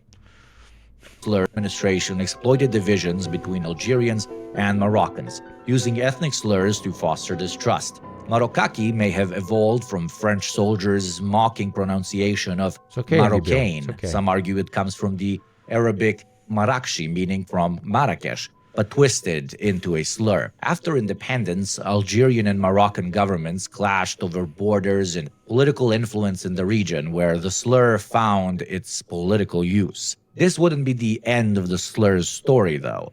A few thousand kilometers and a new settler colonial project to the east would see it completely recontextualized.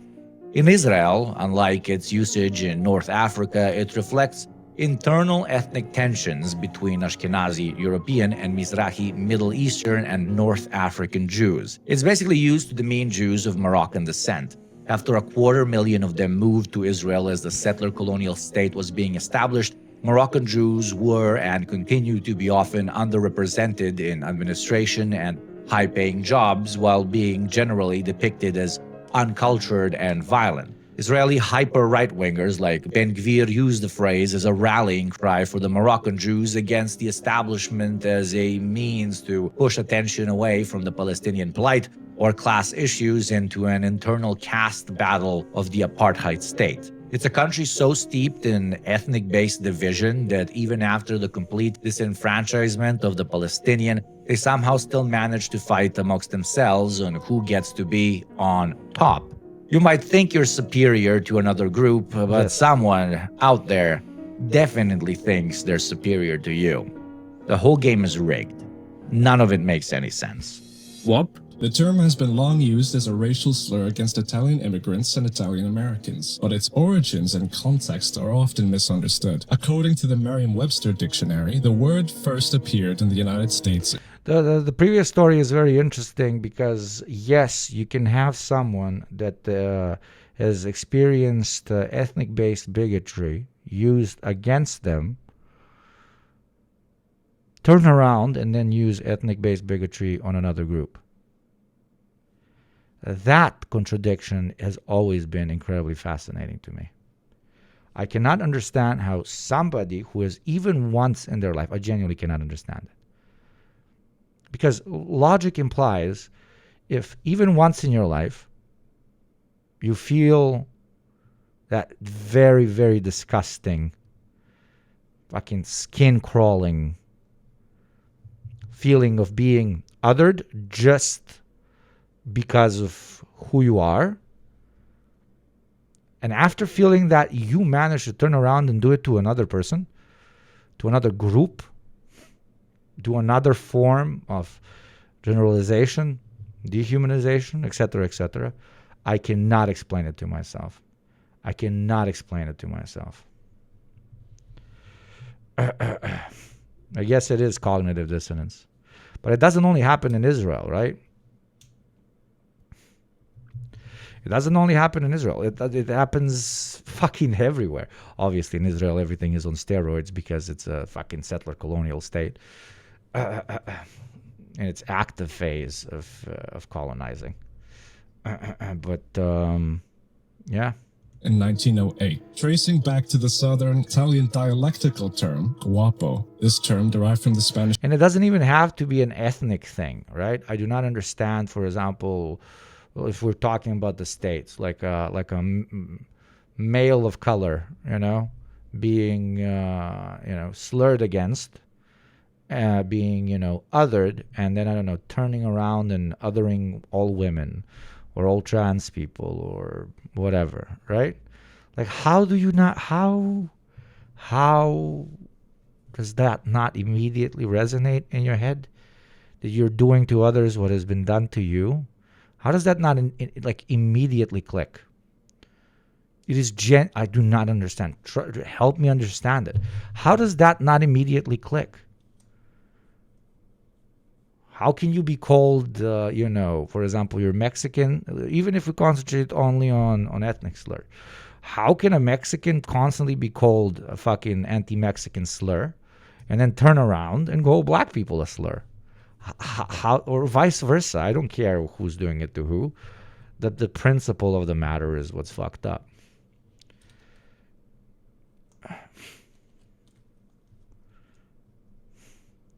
It is about power, but it's this. It's I guess it is. I mean, that could explain it. You don't actually want a justified society. You just want a society built on justice. You just want to be on top. You just want to be the big boot that steps and not the one that stepped on. Hurt people, but on a major scale. That's a good point. That's well phrased, I mean.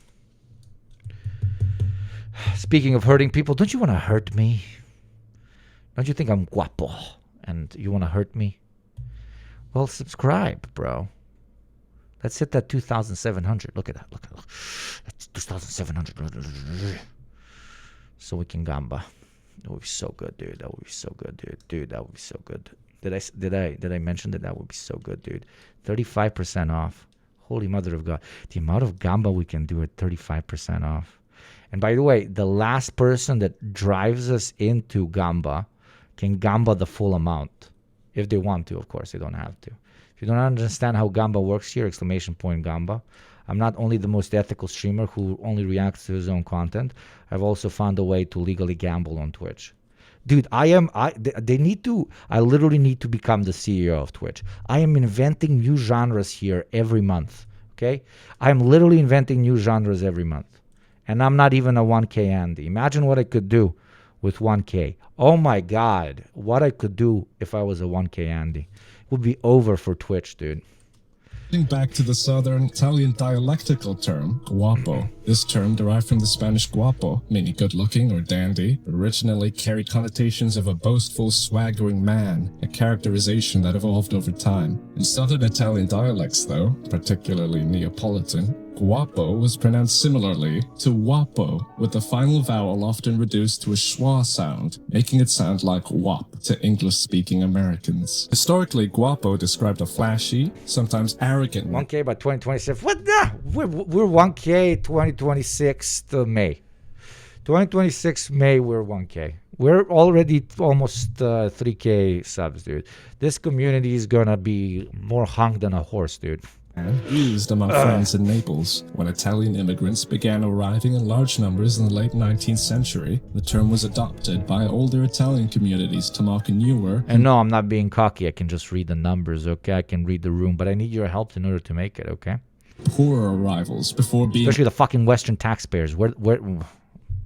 adopted by older Italian communities to mark a new... Only 5 this week. That is insane. That is actually insane. Okay, I'll stop fucking attacking the... I need a slur for Western taxpayers that dodge, that can afford it. Of course, I'm not talking to those who cannot. Newer and poorer arrivals before being weaponized by non-Italians as a general ethnic slur. What makes this slur a very interesting case study is its absurd short-sightedness. Due to typical elitism, already financially established Italians of the United States tried to distance themselves from the new arrivals in the eyes of the local ruling class. The only thing that ever accomplished was give the larger group yet another slur to use against you, leading to even greater stereotypes. This happens among immigrants even today, with the self-orientalization, the conscious or subconscious belief that your culture is inferior to the one you migrated to, will only accept you if you fully distance yourself from your so-called former people. Engelsman? That, for example, is all the Mexicans that work for the American Border Patrol Agency or that work in ICE, etc., etc. You have internalized bigotry against your people to such an extent that the only way out that you see is by distancing yourself from your people, and therefore hopefully being allowed to at least partially step through the door and become a part of the majority. This also happens all over the world, not only in the United States, but the United States and certain other Western European countries have very high levels of first-generation immigrants, so that's why it's more present there. But if it was happening anywhere else, most likely the situation would replicate. Know how they say the one positive thing about bigotry is that My mom didn't teach me Spanish for that reason. There you go. So it was, there you go. There you go. Engelsman, Know how they say the one positive thing about bigotry is that it unites one group of people against another? Well, bullshit. Engelsman is a slur used by one group of South African whites, the ones who can speak Afrikaans, against the English-speaking white crazy. South Africans. The white South Africans are literally infighting during apartheid. Unity through bigotry, my ass. Polaka, By now, you've seen plenty of intersections of race and ethnicity or religion and ethnicity, but a big global player is bigotry linking misogyny and ethnicity. The Brazilian Portuguese slur Polaka, which literally means Polish woman, became synonymous with prostitute in the early 20th century due to the stigmatization of Eastern European immigrant women, particularly vulnerable Polish arrivals who were forced into sex work in cities like Rio. Stereotyped as exotic and morally loose, the term generalized into a crude label for foreign sex workers, lingering in old samba lyrics and literature. Though now considered archaic and offensive, it reflects how xenophobia and sexual exploitation shapes language. Othering a different gender is already too easy. Othering a different gender who happens to be a different ethnicity? That removes any motherly and family attachment. Yeah, that was funny. The Dasha jump scare was pretty insane.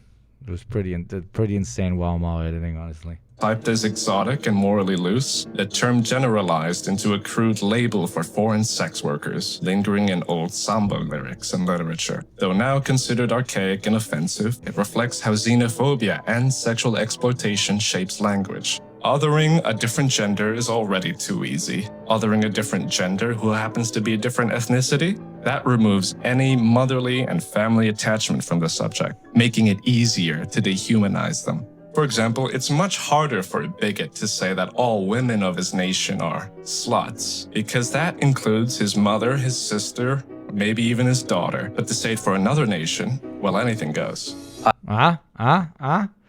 Fucking dialectical materialism walking through the fucking room, swinging left and right, breaking every wall, okay? It's a fucking bull. Haji, The term Haji has a complex history rooted in religion, but it has also been used as a slur in certain contexts, particularly in Western military and cultural settings. It's originally an honorific title in Islam. It refers to a Muslim who has completed the Hajj, the sacred pilgrimage to Mecca, which is one of the 5 pillars of Islam. During the wars in Iraq and Afghanistan, Haji began to be used by some American military personnel as a generic and often derogatory term for Arabs, Muslims, or local people in the Middle East and South Asia. Similar to how terms like Gook were used in Vietnam or Charlie as slang for the Viet Cong, Haji became a racialized term aimed at dehumanizing the enemy. It went so far they started using it to describe terrain, culture, or objects. Haji truck, Haji shop, Haji look. oh my, that's just dreadful. Anyways, here is part 2 of the slower speedrun. Words worthy of analysis, but not its own segment. A dishonorable mention of sorts. Fialabe. One country has mountains, the other doesn't. The one with mountains calls the denizens of the other one mountain apes. Pretty lazy. But we are talking about Danes and Norwegians here. Shkije. Albanians calling Serbs and other Slavs barbaric and backwards. Shipta. Serbs and other Slavs calling Albanians barbaric and backwards. Type C. What Malaysians sometimes call Chinese people. Why Type C? Because that's what everyone calls USB-C ports. Type C, Chinese, it's hilarious. Seppo. That one is like, holy mother of God. It's like, how did you think of that? How did you... What? Type C?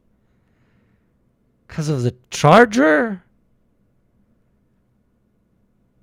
So if I call a Chinese person type C? What? What? What? What? What? What? What? What? What? What? What? Duh. Serbs and other Slavs calling Albanians barbaric and backwards.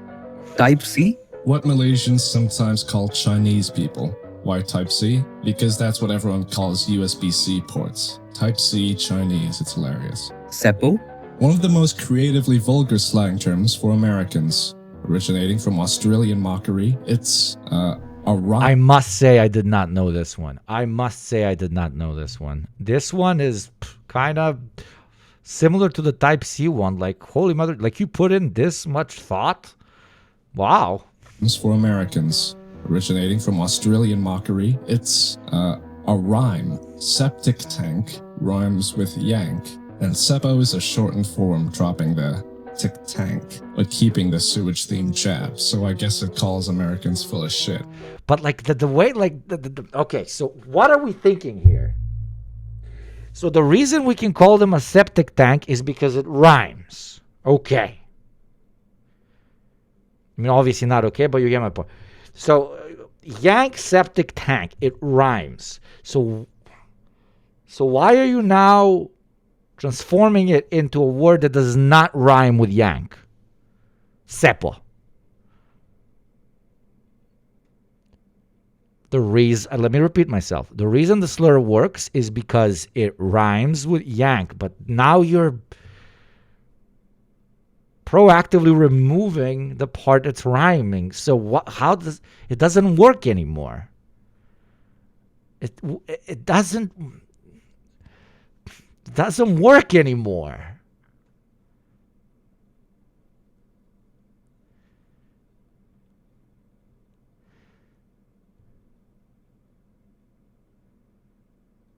Cockney rhyming slang, I guess. It's okay. I do not know what Cockney rhyming is. What's Cockney rhyming? Do the cocks rhyme? Can I actually look it up?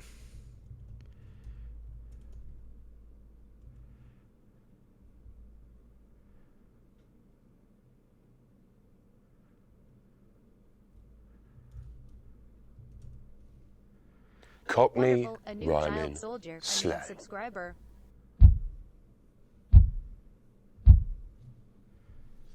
Hello and welcome Thank to you English. very much, Richard Nixon. Thank you for the gifty. Let's go, chatters. Be like Richard Nixon. Paint the chat purple, dude. Like a native. My name is Anna and today we're joined by the lovely Sam. Sam is going to help us today learn some Cockney rhyming slang. But what is Cockney rhyming slang? Well, it's a form of slang which uses rhyme and it originated in London's East End. An example of Cockney rhyming slang would be Apples and pears. which means stairs. So let's have a closer look, shall we? Adam and Eve. Would you Adam and Eve it? Believe. Would you believe it? Artful Dodger. I had to kick the Artful Dodger out. Lodger. I had to kick the lodger out. Alan Wickers. Oh, she had a nice pair of Alan Wickers. Knickers. She had a lovely pair of knickers. Baked bean. You gotta love the baked bean. Queen. You've got to love the Queen. Baker's. I'm learning too much. This is not good for me. A man can only take that much information. I have no more space in my brain. I'm not learning Cockney slang anymore, but okay, now I understand yank, septic tank, seppo. Okay, I guess I get it. Tank. Some things are better left unknown. I don't know why you would do this to me, chat. No, it's actually interesting. Low key, it's interesting. I love like certain forms of expression that immediately check whether somebody is a member of the in-group or not, because only members of the in-group know what it means. American black people low-key fucked up on that one by creating rap music, because now the whitest fucking dude from the deep south will know what like 90% of black American slang means. You can't even like speak in secret anymore. Oh Lord. But keeping the sewage-themed jab, so I guess it calls Americans full of shit. Froggy. I watched the slurs video earlier today. Why aren't there any homophobic slurs? As a queer, I find this offensive. I'm gonna do queer people slurs at some point. 1,000,000%, dude. If this video does good, this was about ethnic slurs. Okay, see what it says here. Part 1, ethnicity edition. Okay, we're gonna touch on everything, dude. We're gonna touch on everything. Gator. The French sometimes eat frogs, so the rest of Europe went, ew, ugh. Different variations of frog eaters still live every corner of Europe. Margus. What Arabs call Persians, basically calling them spellcasters and Zoroastrians, therefore not real Muslims. Like, I love how, I mean, I don't love it. It's fucked up. But, like, so the Arabs want to offend the Persians. And they're literally immediately like, you know, a deep offense. They're like, you are not real Muslims, right? And then the Persians turn around and they're like, you eat cockroaches. Like, what? Malakor. What Persians use against Arabs, basically calling their cuisine disgusting. Locust eaters. Beast. Right? Like, one is like, the way you practice your religion is not the correct way. You are inferior to us in all ways. Like, it's like really thought through or something. And the Persians turn around and they're like, you eat locust. I win. Haha. Like, what? You eat as a bug. TD. A, B, C, D. American-born confused desi. That's it. Kiro. What Turks and Arabs call Kurds, basically calling them hairy and dumb. Paddy. British slur for Irishmen, derived from the Irish name Padraig. It stereotypes Irishmen as drunken, violent, stupid, or uncivilized. Towel and raghead. Those people over there. I had to tell Walmart to edit out the part where he, after saying this, he said, but that's true. What the fuck? Like, motherfucker was like, you're ruining the point of the entirety of the video. Drunken, violent, stupid, or uncivilized. Towel and raghead. Those people over there wear specific head coverings. We don't, except for hats, of course. How do we dehumanize them? Call them ragheads. Get it? Because they're wearing something on their head. Want to make it worse? Call the cloth a towel. A case of focusing on one differentiating aesthetic between you and them, especially if it has cultural significance, a surefire way of othering yourself from them, and vice versa. Red leg? Same like redneck, but referring to the tanned legs of poor indentured white servants working in Barbados. Interesting how in two pretty far off places, a similar sounding term was developed for poor field working white people, and it all has something to do with them being red from the sun. Speed run over? Fluke? If you're an American dude, I should have added there, but I thought everybody knew it, that it's not actually the redness of the neck, but blah, blah, blah. But with the red legs, it was actually the redness of the legs. Favor and imagine what people call a redneck. Now imagine a medieval British person. Chances are, through your stereotypical vision, those two are polar opposites. Jimmy the tractor oiler versus Shakespeare or whatnot. While the slur Plouk is here to teach us, everyone can sometimes be someone else's redneck if you scale up enough. People from the British Isles bring a Celtic language to what we call the north of France. People who speak it live there for centuries and get named Bretons. Britain? Breton? I think you get the point. The French, as the French do, view them as naive, dim-witted peasants and end up developing a slur for them. Plouk. Basically the 19th century replacement for redneck in Breton. Bleu, or bleu, means parish. Many His attempt to read it out. Breton villages start with the name Pleu, so the French picked it up as an aggressive designator of the minority. It pretty much means hick to this day. So if a rural Mississippi guy is a hick to a New Yorker, the New Yorker is a hick to a Brit, the Brit is a hick to a Frenchman, who is a hick to the Swiss, who is a hick to... Yeah, that's the point. It's dumb. Malone? Literally, it's so stupid. If a rural Mississippi guy is a hick to a New Yorker, the New Yorker is a hick to a Brit, and the Brit is a hick to a Frenchman, who is a hick to the Swiss, who is a hick to someone else, who is a hick to someone else, who is a hick to someone else. It's a hick to...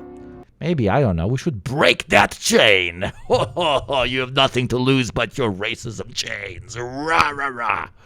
Turns out, if you dehumanize another group, eventually somebody will come and dehumanize your group and use it as a reason to throw you in pits. Yeah, that's the point. It's dumb. Malone? Take yourself back to a time when you tried a truly delicious piece of meat. No, I mean real food, not this shit. Okay. Now, imagine yourself having some really good. Thank God I have a good sense of humor, because Wow Mao is a piece of shit, dude. Motherfucker. He fucking murdered me with this edit. Meat. And other than devouring it, what was your second instinct? Yes, you probably wanted someone else to try it. So you pass a piece to one friend, then to another. But to your surprise, the third friend looks at it and says they're not gonna eat it. Why? It might be veganism, it could be a religious principle, or he might just not like you. Doesn't matter which one's the cause. One thing is for certain, you now fucking hate the guy. He rejected your gift. Now expand that little allegory to the ideal of religion, doesn't matter which one. How do you think a people seen as unaccepting of a quote-unquote blessing get depicted? Mal'oon is one perfect example of many, seen as a derogatory Islamic religious term derived from Arabic to mean, quote, deprived of Allah's mercy or cursed, insinuating that the Hindu population of Bangladesh are literally damned due to their religious beliefs. Obviously, the term is used in the same context outside of Bangladesh as well, but the premise is simple. You or your ancestors had been given a chance to convert. You didn't, hence your existence must be cursed. And for the context of this essay of ours, it must mean you are less than me. Someone should draw a massive chart showing the hundreds of slurs every religious group has against every other group, just to show us how, for groups that don't like each other, they really love calling each other the same names. Madrasi and rice bag. There are so many slurs coming to us from the incredibly diverse Indian subcontinent that we had to limit ourselves to a few that represent the Holy Mother of God. India, yeah, wow. General picture of inter-ethnic Holy Mother, wow. strife in the region. Otherwise, we would be here for a week. The term Madrasi has been used as a regional and ethnic slur in India, primarily targeting people from South India, especially those from the former Madras Presidency, a major... Send this to, definitely send this to Aaron. Send this to Aaron with like the timestamp. Maybe he can watch the whole video. But please, in one of Aaron's streams, like hit him with this video and ask him what he thinks about some of these. He helped me with some of these. I just hope I did it correctly. I hope I paid my respects to the bigotry that exists in that entire region, Mother of God, because it is complicated. Holy fucking shit! You think Balkan like infighting is complicated? You think Middle Eastern infighting is complicated? You think Western, not Western, like American infighting is complicated? No.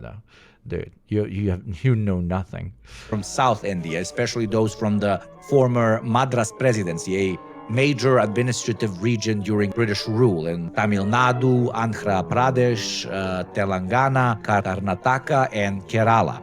It basically lumps all the South Indians together as one group of people using colonial terminology in spite of all of them speaking different Dravidian languages. It's often preceded or followed by the word Kalu, which means blackie in Hindi. So yeah, Madrasi is obviously very racist, but also ironic. In their sense of superiority, the North Indian bigots are using terminology developed by a people, the British, that considered them just as inferior. Rice bag, on the other hand, is basically a slur for Christians, but especially South Indian Christians, North Indian Dalit Christians, or Adivasi Christians. The reason they call them rice bag is that a lot of Christians in South India, especially in Tamil Nadu and Andhra Pradesh. Western taxpayer today? Only 3, bro.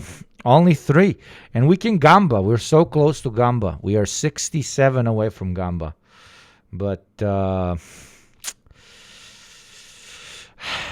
Western taxpayers hella quiet. Come from oppressed caste backgrounds. This created an God damn it, fuck you. 6'7", motherfucker. Got me there. opening for Christian Andhra Pradesh come from Christians in South India, especially in Tamil Nadu and Andhra Pradesh, come from oppressed caste backgrounds. This created an opening for Christian missionaries to preach the gospel, and it created an opportunity for these people from oppressed caste backgrounds to try and escape the system by converting to Christianity. As a small bonus, the church would provide them with goods like bags of rice and an education. So in a sense, when Hindu nationalists use the term rice bag, it's both a caste slur but also kind of an ethnic slur depending on the context. A pattern we see repeating globally with minorities who converted to this religion or the other over particular historic periods. See, like the two slurs that we just explored, right? One is, hey, we've all been blessed by this religion. We all converted. You didn't convert, so you are a barbarian dog. And vice versa, in the other situation, hey, you converted, so I'm going to stereotype the reason on why you might have converted, which allows me to undermine any potential criticism for my religious group because we are infallible. The only reason why anybody would leave us is because somebody wanted to corrupt them or wanted to, quote unquote, bribe them into leaving us. So through this rhetoric, I will dehumanize you and I will leave you in the dustbin of history. So, yeah.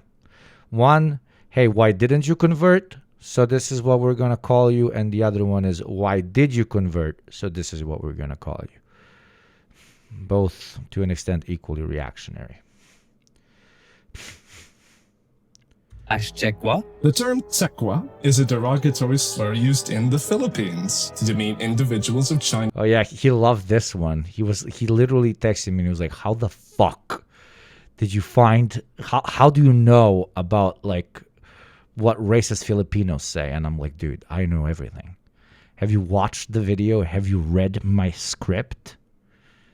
I know, dude, I know what people from urban centers in Syria call people that live in villages in Syria. Okay? That is why it took me so long to write this video. And this is maybe like 30% of the slurs that exist and have existed. I could create a little like college course on this. Chinese descent. The term may have originated as an imitation or distortion of Chinese-sounding words. And during the Spanish rule from the 16th to 19th century, Chinese immigrants, then called Sanglays, faced discrimination, including massacres and forced relocations. After World War II, tensions flared between ethnic Filipinos and Chinese Filipino business elites, reinforcing set negative stereotypes, making fun of how they look, calling them inherently greedy, or otherizing them as foreigners in perpetuity. It's true though, they really do control all the businesses.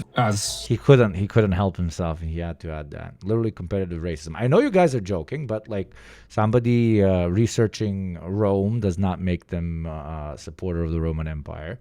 Somebody deep diving into World War II history doesn't make them a fucking sympathetic to Nazi ideology. Hell, you have to research reactionary thought, the way it intersects with both the system that you find yourself in, the way it is developed throughout history, and the, as funny as it sounds, the dialectics of the whole thing, if you want to create good tools that can fight it.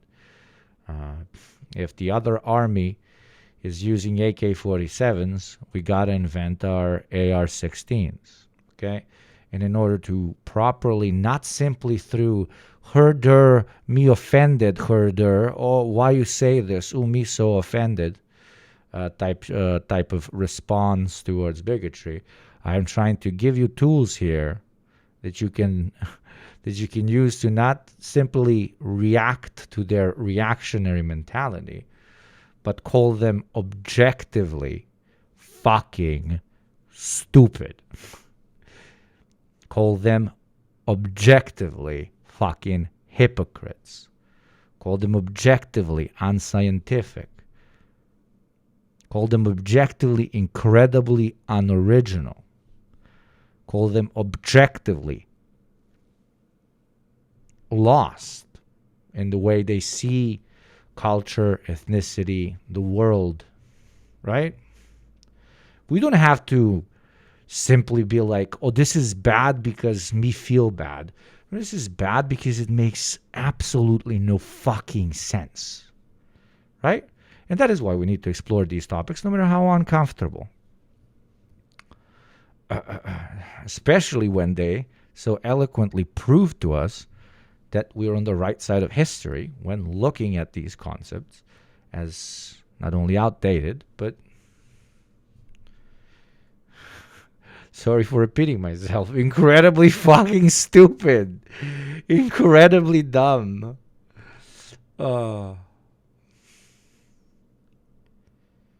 Sorry, that goes against the point of the video. Christ killer. Jesus Christ, now this one is old. The saying stems from passages in the New Testament where a Jewish crowd says, "His blood be on us and our children," referring to the crucifixion of Christ. Church fathers like John of the 4th century preached that Jews were God killers, cementing the myth. I mean, it's not just that it makes no sense, it's also incredibly damaging. Yes, it is. But if you just say, oh my God, it's incredibly damaging to somebody that's using slurs, and he replies, no, it's reality. Sure, it might hurt you when I call you inferior, but that's reality. You are inferior. You are inferior. I am superior. You are inferior. You need to be able to respond to that with, no, if you're fucking not. Here's example A, B, C, D, E, F, G, H, I, J, K, L, M, N, O, P, Q, R, S, T, U, V, W, X, Y, Z. Why you're not. It is an insufficient response to reactionary movements to simply say, hey, what you're doing is bad. Because the person in front of you is a reactionary for two potential reasons. Either they're a confused piece of shit, or they choose to be a piece of shit. The one who chooses to be a piece of shit is an eternal enemy that must be fought at every corner, every street, for every inch.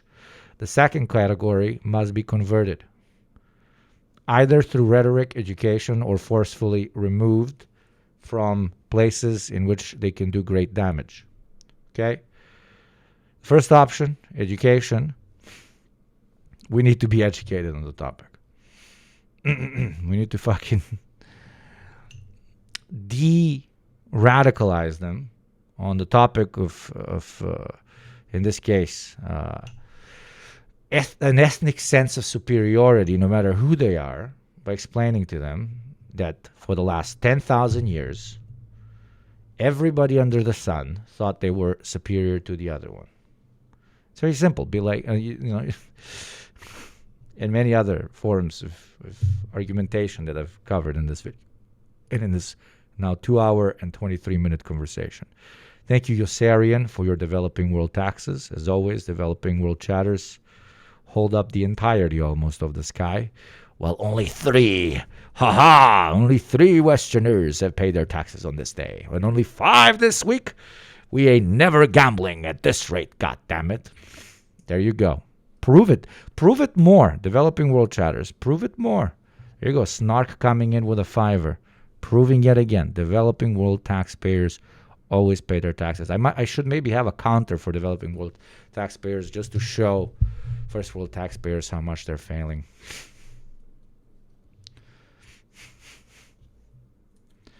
Gabriel, you legend. I just watched your slur video with Wow Mao. I can now be courteously offensive to all peoples of the earth.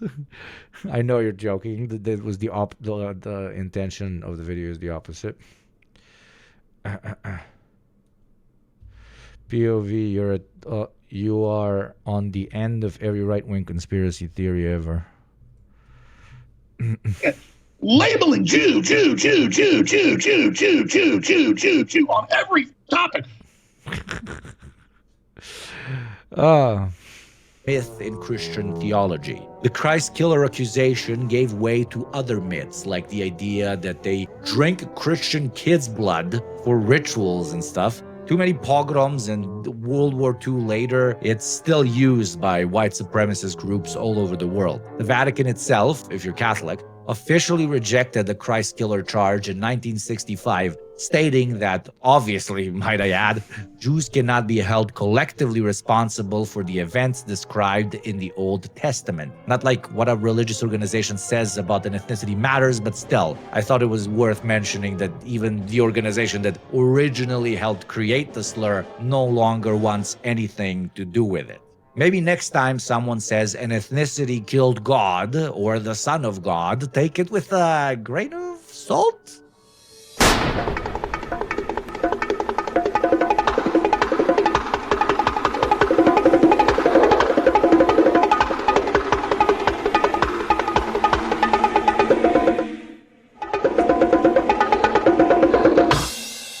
The N-words. You're gonna make me read this one? It's my turn now, is it? Okay. Alright. Nobody, and I mean nobody, has been ruthless. Hey, I was sneaky. It's better for the Filipino to do this segment than for my ass to do this segment. Like, my people never had any beef with black people, but Filipinos had absolutely none. So I'm like, okay, no, in the racial woke racial hierarchy, you gotta do it, brother. You gotta sacrifice your Filipino ass. You gotta jump that hoop, dude. You gotta do it. You gotta do it for the cause and for content. Ruthlessly demeaned, undervalued, and it's pretty discriminated against as the melanin richest population, stemming from the richest continent on the planet. Still wrote it. Black people is by itself a massive oversimplification of one of the world's most diverse continents. In their ability to understand nuance and their drive towards the enemy's dehumanization, the imperialist powers that be, from Europe to the Middle East, set the groundwork for the vast generalization of many African peoples. There are far better intellectuals, especially ones with more melanin, than the creators of this video, I don't know man, pretty dark, that can tell you the millennia-long story of the sacking of Africa that continues to this day. What we are here to do, though, is talk to you about what is considered the world's nastiest slur. The N-word evolved into an international symbol for hateful expression of racial and ethnic superiority. The generalized notion of Africa and Africans is what originally lent itself to a standardized slur for its entire population. You don't need a different discriminatory term for the Yoruba people, the Igbo, the Akan, or the Gurma. They were all one mass of flesh in need of conquering.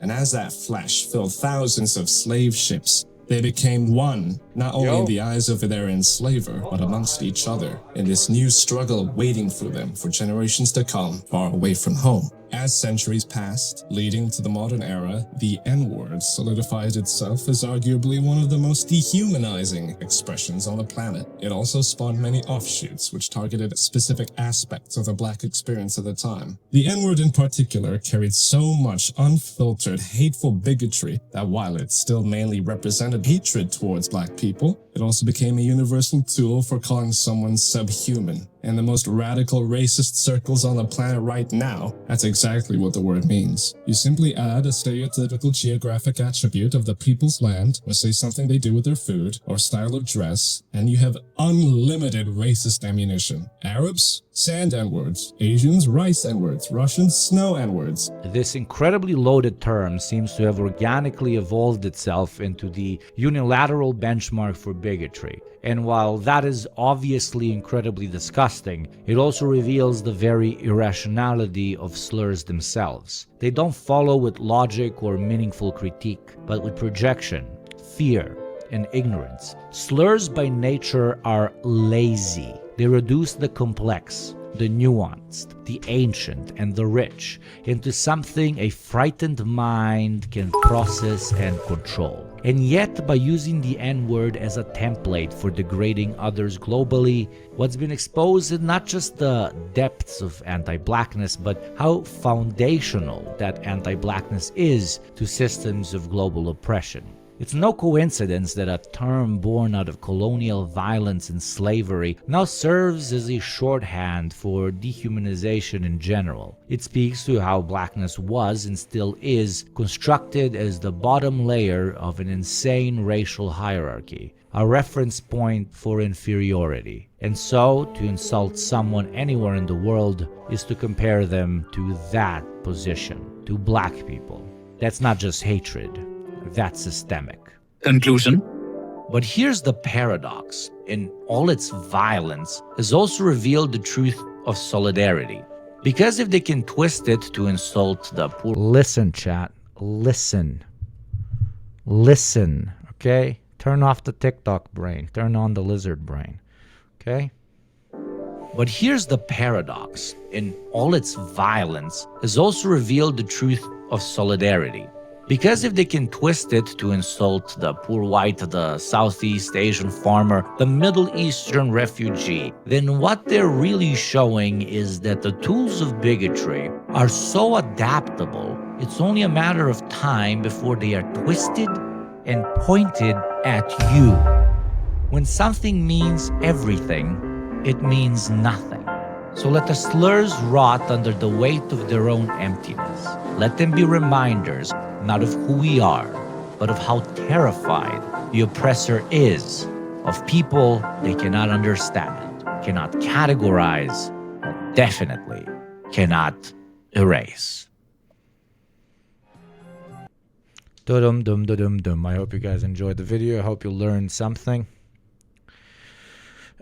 I truly enjoyed making it.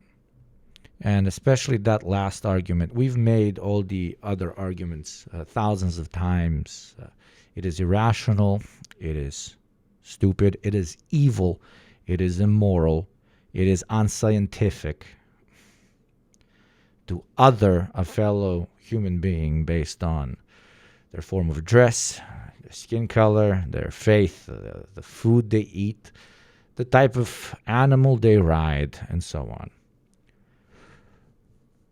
But it is also, at the end of the day, literally against your own interests. And that's if you leave here with having learned one thing, it is that othering others is also against the interests of you, of your people, of your way of life,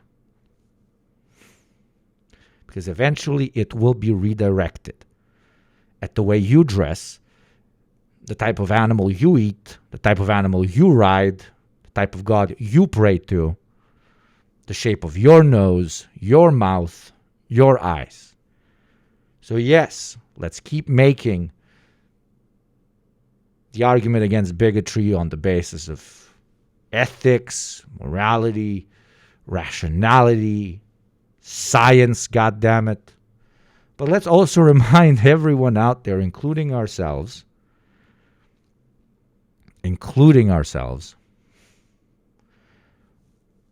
that eventually that rock we like to hurl ends up being hurled at us. And very often, not even by the people we hurled it at, but by someone else over there that thinks that we are what we consider others to be. I'm not going to tell you to subscribe because now the video is going to tell you in a very edgy manner. How would a race of people have ever developed naturally on a planet where their own skin can't protect them properly from their own sun's radiation? So how do we account for the fact that white-skinned people are here on a planet where they should not exist? And once again, it all leads us back to the Anunnaki.